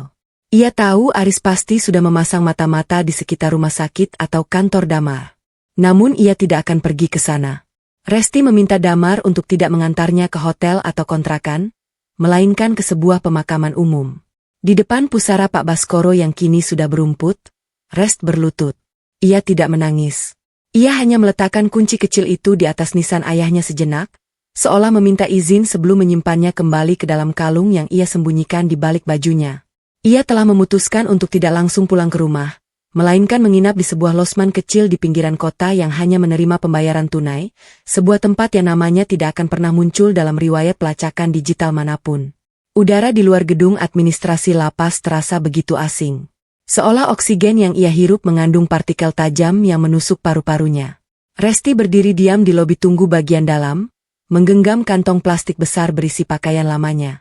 Pakaian yang ia kenakan saat digelandang polisi 3 tahun lalu. Blue biru muda itu kini tampak kusam dan berbau apek. Persis seperti kenangannya tentang Aris. Di pergelangan tangannya, ia masih merasakan bekas dingin borgol yang seolah tak pernah benar-benar lepas. Sipir indah mendekat. Langkah sepatunya beradu dengan lantai tegel yang dingin. Wajah sipir itu tidak lagi sekeras biasanya. "Resti, administrasi pengeluaranmu sudah selesai. Kau benar-benar bebas hari ini." Tapi Indah menggantung kalimatnya. Matanya melirik ke arah pintu kaca tebal yang memisahkan area steril dengan ruang tamu umum. "Ada suami, maksud saya mantan suamimu dan ibunya di luar. Mereka bilang ingin menjemputmu dan membicarakan masalah kekeluargaan."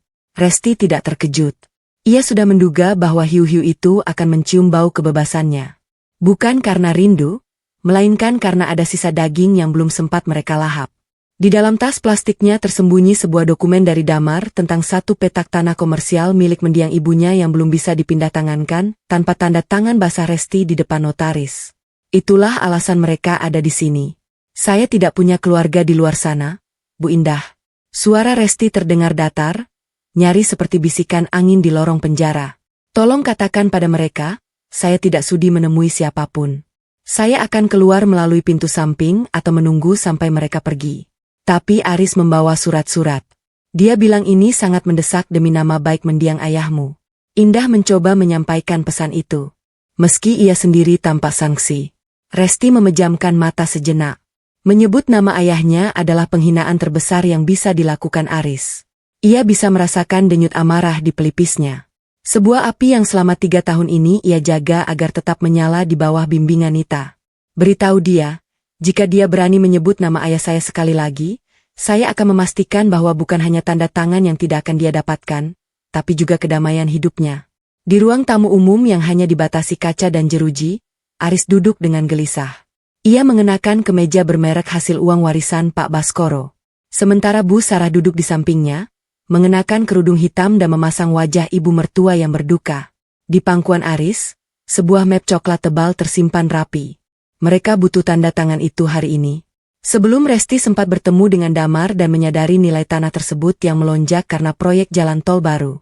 Pintu kecil terbuka, namun bukan Resti yang muncul. Sipir Indah berdiri di sana dengan wajah kaku. Pak Aris, Ibu Sarah, Ibu Resti menolak menemui Anda sekalian. Beliau meminta Anda untuk segera meninggalkan area lapas. Aris tersentak berdiri. Wajahnya seketika memerah. Apa? Menolak? Saya ini suaminya. Maksud saya yang mengurus rumahnya selama dia di sini. Dia tidak bisa begitu saja menolak. Saya bawa dokumen penting yang harus dia tanda tangani sekarang juga. Ibu Resti sudah sangat jelas dengan keputusannya. Pak, tegas Indah. Dasar wanita tidak tahu diuntung. Teriak Bu Sarah lupa dengan akting sedihnya. Suaranya melengking membuat beberapa pembesuk lain menoleh. Kami sudah jauh-jauh datang ke sini mau berbaik hati menjemputnya setelah dia membunuh cucu saya dan bikin malu keluarga. Sekarang dia malah sombong. Aris mulai kehilangan kendali. Ia mendekat ke arah jeruji pembatas, memukulnya dengan kepalan tangan. Resti, keluar kamu. Jangan jadi pengecut di dalam sana. Kamu pikir siapa yang bakal kasih kamu makan setelah keluar dari sini? Cuma aku yang bisa selamatkan kamu dari kemiskinan. Tanda tangani ini atau kamu tidak akan pernah bisa menginjakkan kaki di rumah ayahmu lagi. Pak, tolong tenang atau saya panggil petugas keamanan. Ancam Indah. Panggil saja. Panggil Raung Aris. Ego laki-laki itu terluka hebat. Baginya, Res tetaplah properti miliknya yang bisa ia perintah kapan saja. Ia tidak bisa menerima kenyataan bahwa wanita yang ia jebloskan ke penjara itu kini berani menutup pintu di depan wajahnya. Resti, aku tahu kamu dengar. Kamu tetaplah narapidana di mataku. Sampai mati pun kamu itu sampah. Di balik dinding, Rest mendengar setiap teriakan itu. Alih-alih gemetar seperti dulu, ia justru merasa jijik. Teriakan Aris adalah bukti bahwa pria itu sedang terpojok. Ketidakberdayaan Aris di depan petugas adalah pemandangan yang memberikan kepuasan aneh bagi Resti. Ia tidak merasa sedih. Ia merasa menang untuk pertama kalinya. Resti berbalik membelakangi arah suara Aris. Ia melangkah menuju pintu keluar khusus petugas yang sudah dikoordinasikan oleh Damar. Saat ia melangkah keluar ke area parkir samping, udara panas kota menyergapnya. Di sana mobil Damar sudah menunggu. Mereka masih mengamuk di depan. Tanya Damar saat Resti masuk ke mobil. Biarkan saja. Anjing menggonggong karena takut kehilangan tulangnya. Sahut Resti dingin. Ia meletakkan tas plastiknya di bawah kaki. Damar, kita tidak jadi kosmen yang kemarin. Antar aku ke alamat ini. Resti menyodorkan secari kertas kumal. Damar mengerutkan kening saat membacanya. Ini daerah pelabuhan lama. Res, kawasan kumuh dan berbahaya. Untuk apa ke sana? Di sana ada mantan sopir pribadi Ibu Sarah yang dipecat tanpa pesangon karena tahu soal perselingkuhan Bu Sarah 10 tahun lalu, jawab Resti. Ibu Sarah mengira rahasia itu mati bersamanya. Tapi Nita memberitahuku bahwa pria itu masih hidup dan menyimpan bukti foto di sebuah kotak tua. Jika Aris ingin bermain dengan dokumen warisan, aku akan bermain dengan kehormatan ibunya. Damar menatap Resti dengan pandangan tidak percaya. Perubahan batin Resti begitu drastis. Ia bukan lagi mencari perlindungan hukum. Ia sedang mengumpulkan amunisi untuk penghancuran total. Tapi itu daerah yang sangat rawan untukmu, Res. Kalau Aris tahu kamu ke sana, Aris sedang sibuk memaki jeruji besi sekarang. Potong Resti. Jalan Damar. Aku tidak punya waktu untuk merasa aman. Aku hanya punya waktu untuk menjadi adil. Mobil itu bergerak membelah kemacetan, meninggalkan bayangan gedung penjara dan teriakan frustrasi Aris di belakang. Resti menatap ke depan dengan mata yang tidak berkedip. Ia tahu tindakannya mendatangi kawasan hitam itu adalah risiko besar. Namun ia baru saja menyadari bahwa ketakutan adalah satu-satunya hal yang tidak boleh ia bawa dalam perjalanannya kali ini. Ia meraba kunci kecil di kalungnya, merasakan logam itu menempel di kulitnya, siap untuk membuka kotak Pandora yang akan meruntuhkan seluruh martabat keluarga Sarah. Debu pelabuhan lama masih terasa menempel di pori-pori kulitnya. Namun, bagi Resti, kotoran itu jauh lebih jujur daripada wangi parfum mahal yang kini memenuhi ruang tamu rumah ayahnya. Di dalam mobil Damar yang melaju membelah kota menuju kawasan hunian lamanya, Resti menggenggam sebuah map berisi penetapan pengadilan. Selama 3 tahun ia terbiasa dengan suara kunci sel yang mengunci. Hari ini ia membawa kunci yang akan membuka kebenaran sekaligus mengunci pintu kesempatan bagi para pengkhianatnya. Semuanya sudah siap. Res. Polisi Pamong Praja dan perwakilan pengadilan sudah menunggu di titik pertemuan, ucap Damar. Sesekali melirik Resti dari balik kemudi. Ia merasa ada yang berbeda dari wanita di sampingnya ini. Resti yang dulu selalu ragu kini memiliki sorot mata yang sedalam sumur tua, gelap, tenang, dan berbahaya. Pastikan mereka tidak membawa apapun yang bukan milik mereka. Damar, bahkan sehelai benang pun. Sahut Resti. Suaranya tidak meledak-ledak, namun mengandung otoritas yang dingin. Mobil berhenti tepat di depan gerbang rumah peninggalan Pak Baskoro. Resti terpaku sejenak. Ia melihat perubahan yang menyakitkan. Taman bunga mawar kesayangan ayahnya telah diganti dengan lantai semen kaku untuk parkir mobil mewah Aris. Dinding rumah yang dulu berwarna krem hangat kini dicat putih mencolok dengan aksen emas yang norak. Mencerminkan selera Busarah yang haus akan pengakuan status sosial. Resti turun dari mobil. Di sana sudah ada 2 petugas pengadilan dan beberapa personil kepolisian. Kehadiran rombongan itu segera menarik perhatian tetangga. Resti melihat Mbak Sri mengintip dari balik pagar rumah sebelah dengan wajah pucat pasi. "Silakan, Pak." Resti memberi isyarat kepada petugas. Pintu depan terbuka dengan kasar. Aris muncul dengan kaos santai, tampak baru saja terbangun dari tidur siangnya yang nyaman. Di belakangnya, Busarah muncul dengan daster sutra. Wajahnya yang tadi tampak angkuh seketika berubah menjadi campuran antara bingung dan marah. "Apa-apaan ini, Resti?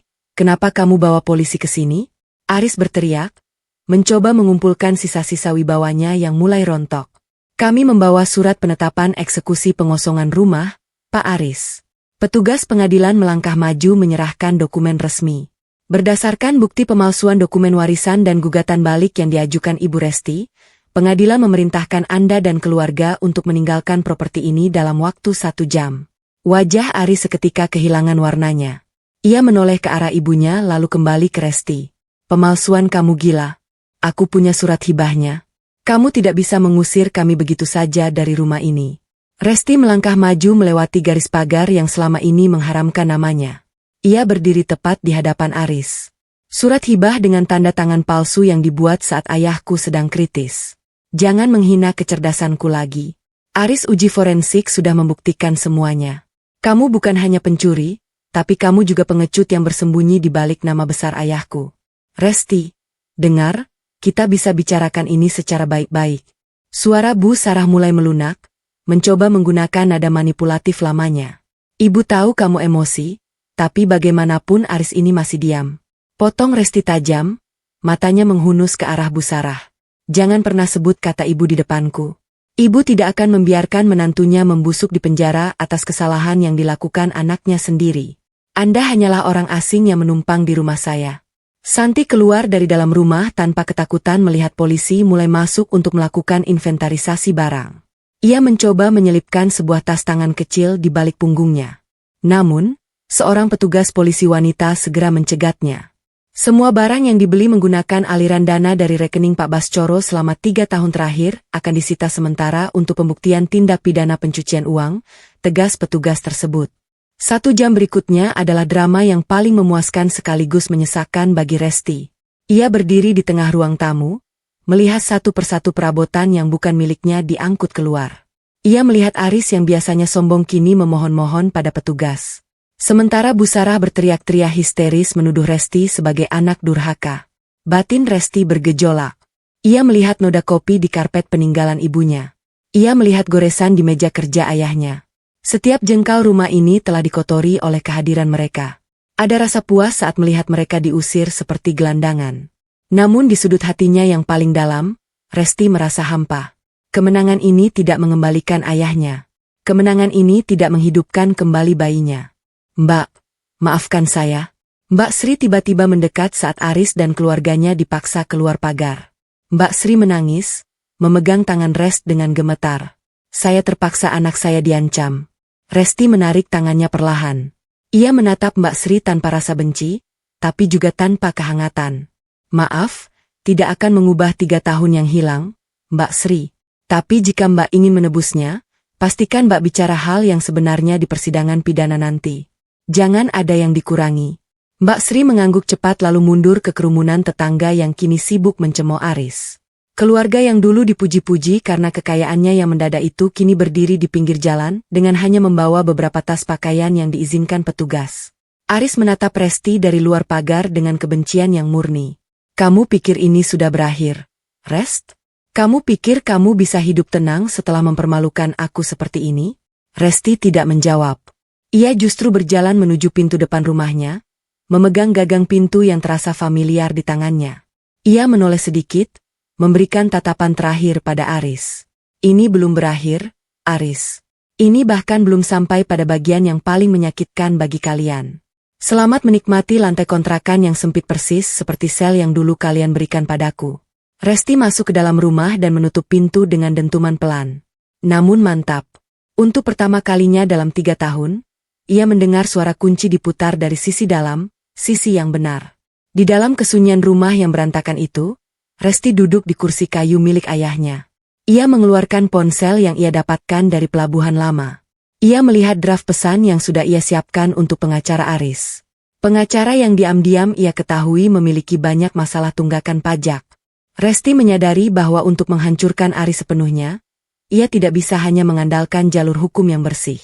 Ia butuh lebih banyak kotoran. Dengan napas yang masih memburu, Resti mengetik sebuah perintah baru kepada kurir rahasianya.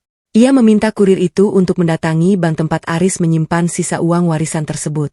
Resti tahu, ada satu celah keamanan dalam sistem perbankan Aris yang pernah suaminya itu ceritakan dengan bangga saat mereka masih bersama. Resti menekan tombol kirim, menyadari bahwa tindakannya ini bisa dianggap sebagai serangan siber ilegal yang bisa menyeretnya kembali ke penjara jika ia gagal. Namun bagi Resti, keamanan kini adalah konsep yang abstrak. Ia lebih memilih mempertaruhkan kebebasannya sekali lagi demi memastikan Aris tidak memiliki sepeser pun uang untuk menyewa pengacara di sidang berikutnya. Ia mematikan ponselnya dan menyelipkannya di bawah bantal kursi, menanti reaksi berantai yang akan ia mulai besok pagi. Suara detak jam dinding di ruang tamu rumah ayahnya terasa seperti palu yang menghantam paku ke dalam peti mati masa lalunya. Resti duduk sendirian di kursi jati yang sudah kusam, menatap debu yang menari di bawah cahaya matahari sore yang menembus jendela. Rumah ini kembali menjadi miliknya secara hukum, namun aroma pengkhianatan masih tertinggal di setiap sudut ruangan. Ia mengusap permukaan meja kerja ayahnya, merasakan rindu yang mencekik. Pak Baskoro meninggal dengan beban malu atas fitnah yang diterima putrinya dan Resti tidak akan membiarkan ayahnya beristirahat dalam ketidakadilan lebih lama lagi. Telepon dari Damar memecah keheningan. Res, Mbak Sri sudah di kantor polisi. Dia gemetar, tapi dia setuju untuk memberikan keterangan tambahan. Aris, ibunya, dan Santi juga sudah dipanggil untuk konfrontasi. Kamu siap? Rest menarik napas dalam. Aku sudah siap sejak hari pertama aku masuk sel Damar. 1 jam kemudian, Resti melangkah masuk ke koridor kantor polisi yang pengap. Atmosfer di sana terasa sangat akrab. Bau kertas tua, keringat, dan ketegangan. Di sebuah ruang periksa yang dipisahkan oleh sekat kaca, ia melihat mereka. Aris duduk dengan wajah gelisah. Tangannya terus-menerus membetulkan kerah kemejanya yang kini tampak kusut. Bu Sarah duduk tegak di sampingnya. Matanya yang tajam masih mencoba memancarkan keangkuhan. Meskipun rumah mewahnya baru saja dirampas, Santi berada di pojok, menunduk dalam. Tangannya meremas ujung blusnya. Silakan duduk, Bu Resti, ucapkan tersim. Seorang pria tegas bernama Kompol Wahyu. Resti duduk di seberang mereka.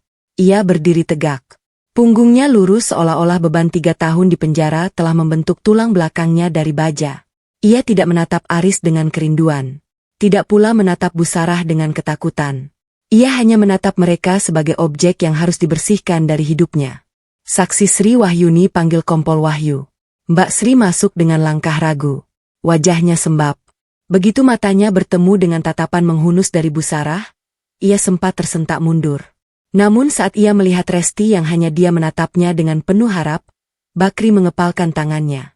Saya ingin mencabut keterangan saya 3 tahun lalu. Suara Mbak Sriu. Namun jelas Mbak Resti tidak pernah minum jamu apapun. Saya melihat dengan mata kepala saya sendiri. Sehari sebelumnya, Santi membawa botol minyak zaitun ke dapur. Dan tepat sebelum Mbak Resti jatuh, saya melihat Santi menumpahkan cairan pelicin di lantai dari balik jendela samping.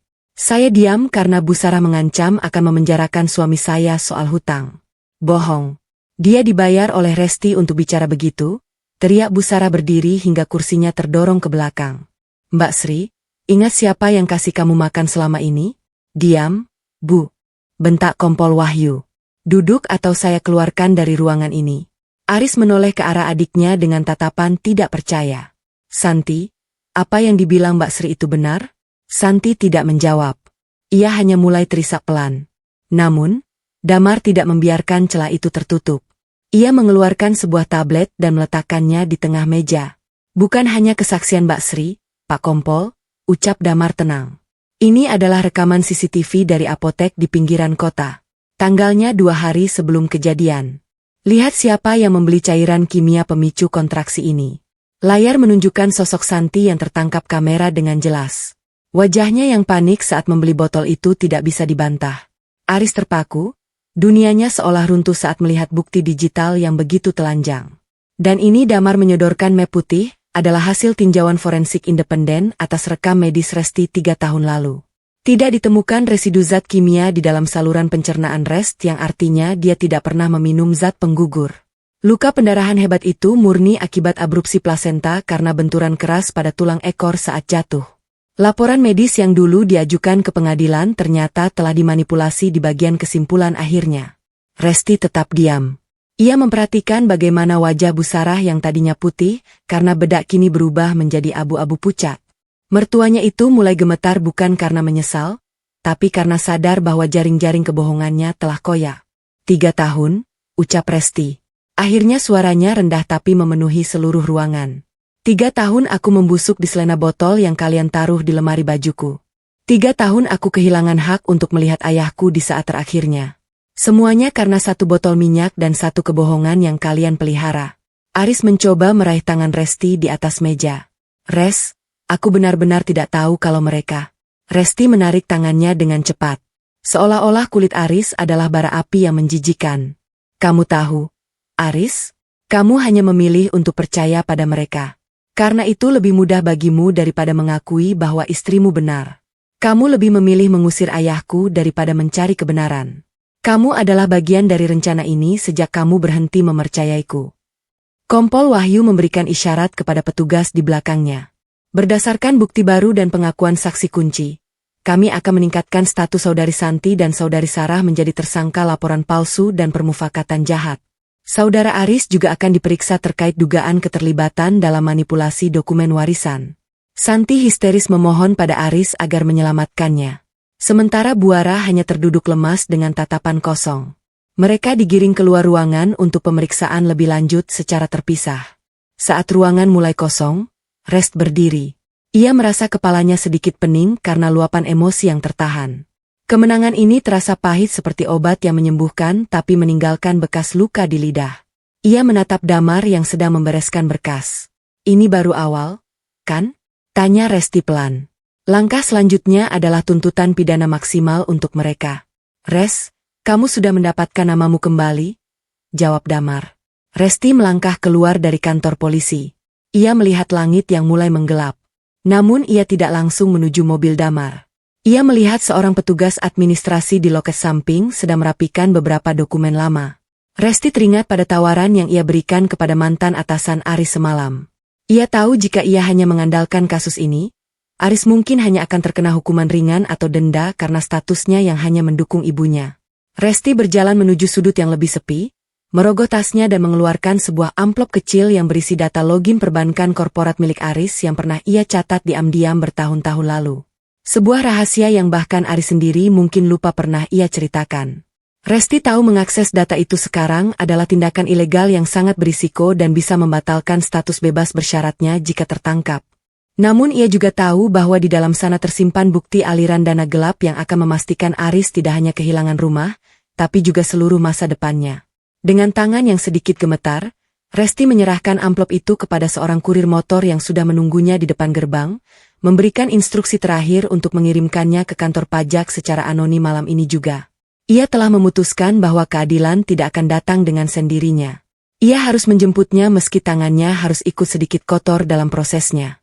Pagi itu, layar televisi di ruang tamu rumah peninggalan Pak Baskoro menampilkan berita yang selama 3 tahun ini hanya ada dalam angan-angan Resti.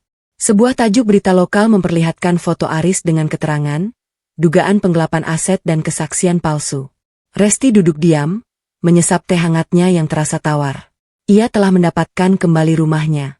Namun kemenangan ini tidak lantas menghapus rasa perih di hatinya setiap kali ia melewati kamar ayahnya yang kini kosong dan sunyi.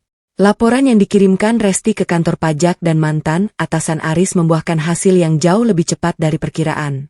Tidak butuh waktu lama bagi publik untuk menguliti siapa sebenarnya Aris. Di era digital ini, skandal moral terutama penganiayaan terhadap istri yang sedang hamil adalah bahan bakar yang sangat panas. Resti melihat bagaimana komentar-komentar netizen menghujat Aris, menyebutnya sebagai lelaki, parasit, dan pembunuh janin. Puncak kehancuran karir Aris terjadi siang itu. Pak Gunawan, direktur perusahaan tempat Aris bekerja yang selama ini dikenal sangat menjaga reputasi korporasi, memanggil Aris ke ruangannya. Di depan rekan-rekan kerjanya yang kini menatapnya dengan jijik, Aris diberhentikan secara tidak hormat. Bukan hanya karena skandal keluarganya, tetapi karena temuan audit internal yang dipicu oleh data yang dikirimkan Resti secara anonim. Aris keluar dari gedung kantor dengan kotak kardus di tangan, menghindari sorotan kamera ponsel dari mantan bawahannya yang dulu sering ia tindas. Sementara itu, di sebuah gang sempit di pinggiran kota, sebuah rumah kontrakan kecil berdinding triplek menjadi saksi bisu kejatuhan Bu Sarah dan Santi. Setelah diusir dari rumah Resti, mereka hanya mampu menyewa tempat ini dengan sisa uang tunai yang mereka miliki. Bau selokan yang menguap di depan pintu kontrakan sangat kontras dengan wangi melati yang dulu selalu ada di rumah Pak Baskoro. "Ibu, polisi, Bu, ada polisi di depan," teriak Santi. Suaranya melengking penuh ketakutan. Bu Sarah yang kini rambutnya mulai memutih dan wajahnya tampak kuyu mencoba berlari menuju pintu belakang. Namun petugas kepolisian sudah mengepung area tersebut. Di bawah tontonan warga sekitar yang bersorak mengejek, Bu Sarah dan Santi digelandang keluar. "Lepaskan. Saya tidak salah. Ini semua fitnah menantu durhaka itu," teriak Bu Sarah sambil meronta. Ia mengenakan daster lusuh. Kakinya yang tidak beralas menginjak tanah becek di depan kontrakan. Santi hanya bisa menangis histeris, menutupi wajahnya saat kamera wartawan mulai mengambil gambar. Mereka dipaksa masuk ke dalam mobil tahanan. Pemandangan yang sangat identik dengan apa yang dialami Resti 3 tahun lalu. Namun, kali ini tidak ada satupun orang yang menatap mereka dengan rasa iba. Sore harinya, saat langit berubah warna menjadi jingga yang menyakitkan, sebuah taksi berhenti di depan rumah Resti. Aris turun dengan pakaian yang sangat berantakan. Matanya merah dan tubuhnya tampak lebih kurus. Ia berdiri di depan pagar, menatap rumah yang kini kembali terlihat bersih dan terawat. Resti keluar dari pintu depan, berdiri di teras tanpa niat untuk mendekat. Ia melihat Aris yang perlahan melangkah masuk halaman. Lalu secara tiba-tiba lelaki itu menjatuhkan lututnya ke aspal. Aris bersimpuh, kepalanya menunduk hingga menyentuh ujung sepatu kerjanya yang sudah kusam. "Resti, aku mohon." Suara Aris pecah. "Aku salah. Aku bodoh. Aku membiarkan ibu dan Santi menghancurkan kita. Aku kehilangan segalanya. Res, pekerjaanku, rumah kehormatanku. Tolong cabut laporannya. Aku akan lakukan apa saja." Resti menatap kepala suaminya dari kejauhan. Dahulu ia akan lari memeluk lelaki ini jika melihatnya bersedih. Namun sekarang yang ia rasakan hanyalah kekosongan yang sangat dingin. Ia teringat bagaimana Aris melemparkan surat cerai ke wajahnya di pengadilan. Ia teringat bagaimana Aris menolak membiarkannya menghadiri pemakaman ayahnya. "Bangun, Aris," ucap Resti dingin. "Jangan kotori halaman rumah ayahku dengan drama murahanmu, Res. Aku mencintaimu. Aku dipengaruhi oleh mereka." Aris merangkak maju, mencoba meraih kaki Resti yang kini terhalang undakan tangga teras. "Kita bisa mulai lagi.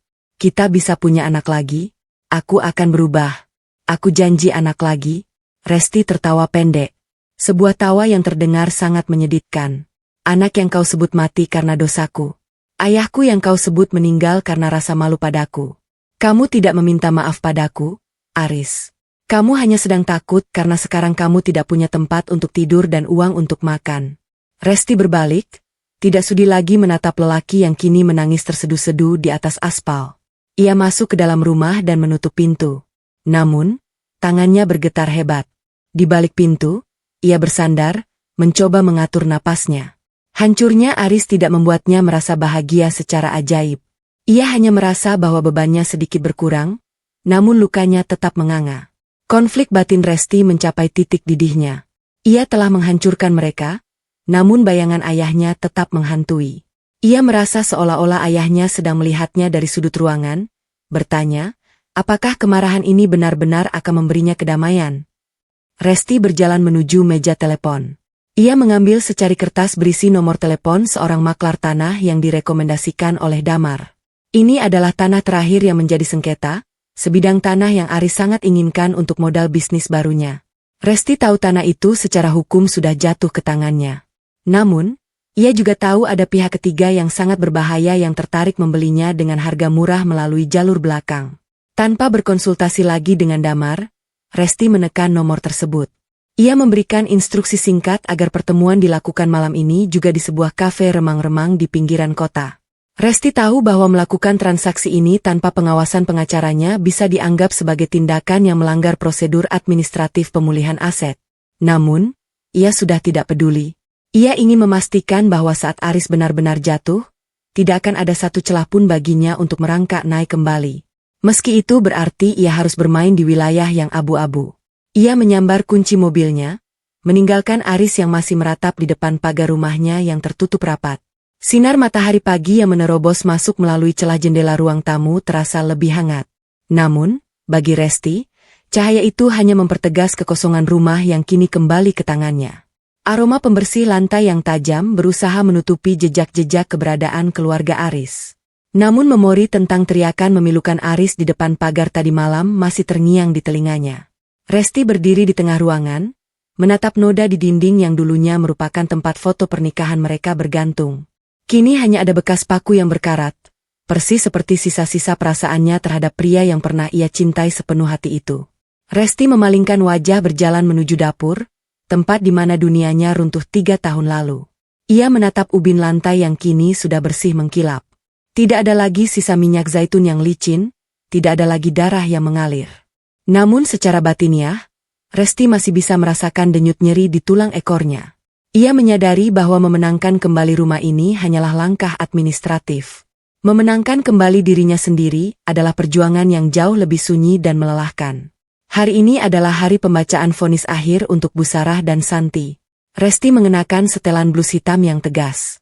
Rambutnya diikat rapi. Ia tidak butuh riasan tebal untuk menutupi wajahnya. Di depan cermin, ia melihat seorang wanita yang tak lagi dikenali oleh Resti versi 3 tahun lalu. Wanita di cermin itu memiliki mata yang kering dan bibir yang terkatup rapat. Cerminan dari didikan keras Nita di dalam sel. Di gedung pengadilan, suasana terasa mencekam. Damar sudah menunggu di depan pintu ruang sidang, memegang tas kerja yang berisi dokumen-dokumen kemenangan mereka. Saat Resti berjalan masuk, ia melihat Aris duduk di barisan belakang dengan kemeja yang sudah menguning di bagian kerah. Wajahnya kuyu dan matanya sembab. Aris mencoba menangkap tatapan Resti. Namun Rest melewatinya seolah Aris hanyalah pilar beton yang tak bernyawa. Di kursi pesakitan, Bu Sarah dan Santi tampak sangat kecil. Tanpa perhiasan emas dan pakaian mewah, Bu Sarah hanyalah seorang wanita tua yang ketakutan. Santi terus menunduk. Bahunya terguncang oleh isak tangis yang tertahan. Menyatakan terdakwa 1 Sarah binti Harun dan terdakwa 2 Santi binti Baskoro terbukti secara sah dan meyakinkan melakukan pemufakatan jahat, laporan palsu, dan manipulasi alat bukti. Suara hakim ketua bergema, memecah kesunyian ruangan, menjatuhkan pidana penjara masing-masing selama 4 tahun dan 2 tahun 6 bulan. Suara palu hakim yang mengetuk meja terasa seperti lonceng kebebasan yang sesungguhnya bagi Resti. Ia melihat petugas kejaksaan mendekat, memborgol tangan Bu Sarah dan Santi. Ironi yang sangat tajam terjadi di depan matanya. Mereka digiring menuju mobil tahanan yang akan membawa mereka ke lapas wanita yang sama tempat Resti membusuk selama 3 tahun.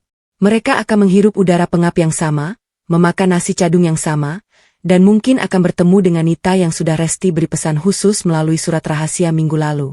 "Resti, tolong jangan biarkan ibu di penjara," teriak Bu Sarah saat ia diseret melewati Resti. "Ibu, minta maaf. Ibu akan lakukan apa saja." Resti berhenti melangkah. Ia menatap mantan mertuanya itu dengan tatapan yang sangat tenang. "Penjara itu tidak seburuk yang ibu bayangkan kalau ibu tahu cara bertahan hidup di sana. Saya sudah membuktikannya selama 3 tahun. Selamat menikmati setiap detiknya." Bu Santi hanya bisa merintih, menatap Rest dengan ketakutan yang murni. Resti tidak memberikan sepatah kata pun untuk adik iparnya itu. Baginya, Santi hanyalah bidak catur yang sudah tumbang dan tidak layak mendapatkan emosinya lagi. Saat Resti melangkah keluar dari gedung pengadilan menuju parkiran, Aris berlari mengejarnya. Ia mengadang langkah Resti di bawah terik matahari. Aris bersimpuh lagi. Kali ini di depan banyak orang. Res, mereka sudah dihukum. Tolong jangan tinggalkan aku sendirian seperti ini. Aku tidak punya rumah, tidak punya pekerjaan, dan sekarang ibu serta adikku di penjara. Aku hanya punya kamu, Res. Rintih Aris mencoba memegang ujung sepatu Resti. Resti menarik kakinya mundur dengan perlahan. Ia merasakan sebuah gejolak di dadanya. Bukan rasa kasihan, tapi kejijikan yang mendalam. Kamu tidak punya aku, Aris. Kamu tidak pernah memilikiku sejak hari kamu membiarkan aku dibawa polisi tanpa pembelaan. Kamu merasa merana sekarang bukan karena menyesal telah menyakitiku, tapi karena kamu kehilangan fasilitas hidupmu. Hiduplah dengan sisa martabatmu yang masih ada. Jika memang masih ada, tapi kita punya kenangan, Res. Anak kita jangan sebut anakku. Suara Resti meninggi untuk pertama kalinya, namun tetap terkendali. Anakku mati karena kejahatan keluargamu dan ketidakpedulianmu. Kamu adalah pengingat akan setiap detik penderitaanku. Setiap kali aku melihat wajahmu, aku teringat bau penjara dan wajah ayahku yang meninggal dalam kesedihan. Pergilah, Aris. Pergi sebelum aku memutuskan untuk melaporkan kasus pemalsuan dokumen warisanmu ke tahap yang lebih berat. Aris terdiam. Tangannya yang gemetar terkulai di atas aspal. Resti masuk ke dalam mobil damar tanpa menoleh lagi. Di dalam mobil, ia menyandarkan kepalanya ke jok, memejamkan mata. Mau kemana kita sekarang? Res? Tanya Damar pelan. Kembali ke rumah ayah. Aku harus menyelesaikan urusan terakhir, jawab Resti. Sesampainya di rumah, seorang pria parubaya yang merupakan maklar tanah sudah menunggu. Di meja ruang tamu, surat perjanjian jual beli rumah sudah siap. Resti tidak butuh waktu lama untuk membubuhkan tanda tangannya. Ia menjual rumah itu dengan harga di bawah pasar. Asalkan prosesnya selesai hari ini juga. Apa Anda yakin, Bu Resti? Ini rumah kenangan keluarga Anda? Tanya sang maklar. Resti menatap sekeliling. Kenangannya sudah lama mati. Rumah ini sekarang hanya berisi hantu-hantu yang tidak ingin aku temui lagi. Aku butuh tempat di mana tidak ada satu orang pun yang tahu siapa aku atau apa yang pernah terjadi padaku. Setelah transaksi selesai, Resti mulai memasukkan satu koper kecil ke dalam mobil.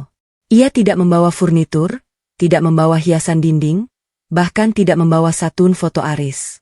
Ia hanya membawa kotak berisi buku harian mendiang ibunya dan sisa tabungan ayahnya yang berhasil ia selamatkan. Sebelum pergi, Resti mendatangi makam Pak Baskoro untuk terakhir kalinya. Ia meletakkan seikat bunga melati segar di atas nisan yang kini sudah bersih. Ayah, Res sudah selesaikan semuanya. Mereka sudah di tempat yang seharusnya. Sekarang izinkan Res mencari hidup yang baru. Res tidak akan kembali lagi ke sini untuk waktu yang lama. Res berdiri menghapus air mata terakhirnya. Ia merasa batinnya mulai terasa lebih ringan. Namun, ada sebuah ketegangan baru yang muncul. Ia telah memutuskan untuk tidak menggunakan uang hasil penjualan rumah itu untuk kehidupan mewah. Ia justru melakukan sebuah keputusan berisiko. Ia mentransfer sebagian besar uang tersebut ke sebuah yayasan bantuan hukum untuk narapidana wanita yang tidak bersalah. Menyisakan hanya sedikit untuk dirinya memulai hidup dari nol di sebuah kota kecil di pesisir utara yang belum pernah ia kunjungi. Saat mobilnya mulai bergerak menjauh dari gerbang rumah lama, Resti melihat Aris berdiri di seberang jalan, menatapnya dengan pandangan kosong. Aris tampak seperti gelandangan dengan pakaian kusutnya. Resti tidak melambai, tidak juga memalingkan muka dengan benci. Ia hanya menatap lurus ke depan. Keputusan Resti untuk menghilang sepenuhnya dan memutus semua jalur komunikasi dengan Damar setelah ini adalah taruhan besar. Ia tidak meninggalkan alamat, tidak meninggalkan nomor telepon baru. Ia sadar tanpa pengawasan Damar, pihak keluarga Aris yang mungkin masih memiliki dendam bisa saja mencarinya. Namun, bagi Resti, risiko dikejar oleh masa lalu jauh lebih baik daripada hidup di bawah bayang-bayang masa lalu itu sendiri. Ia menginjak gas lebih dalam, membiarkan debu jalanan menutupi jejak bannya, memulai langkah pertamanya menuju sebuah arah yang ia sendiri belum tahu di mana ujungnya. Namun, ia tahu satu hal, ia adalah wanita merdeka yang tidak lagi bisa dihancurkan oleh siapapun. Melalui perjalanan panjang Resti, kita belajar bahwa keadilan mungkin datang terlambat, tetapi ia tidak pernah salah menemukan alamatnya. Sebuah pengingat bahwa integritas dan harga diri adalah harta yang tidak boleh kita serahkan kepada siapapun. Bahkan kepada mereka yang paling kita percayai sekalipun. Luka dan pengkhianatan memang bisa menghancurkan batin, namun ia juga memiliki kekuatan untuk menempa kita menjadi pribadi yang jauh lebih tangguh. Asalkan kita berani melepaskan beban dendam dan memilih untuk melangkah maju demi kedamaian diri sendiri. Jangan pernah biarkan definisi orang lain tentang dirimu menjadi penjara bagi masa depanmu. Karena pada akhirnya tanganmu sendirilah yang memegang kunci kebebasan yang sesungguhnya untuk menentukan arah hidup yang baru. Terima kasih telah setia mengikuti setiap kepingan emosi dalam drama ini hingga garis akhir. Semoga ketegaran Resti menginspirasi kita semua untuk tetap tegak berdiri di tengah badai hidup apapun. Dan sampai jumpa di lembaran cerita selanjutnya dengan semangat yang lebih baru serta salam hangat untuk Anda semua.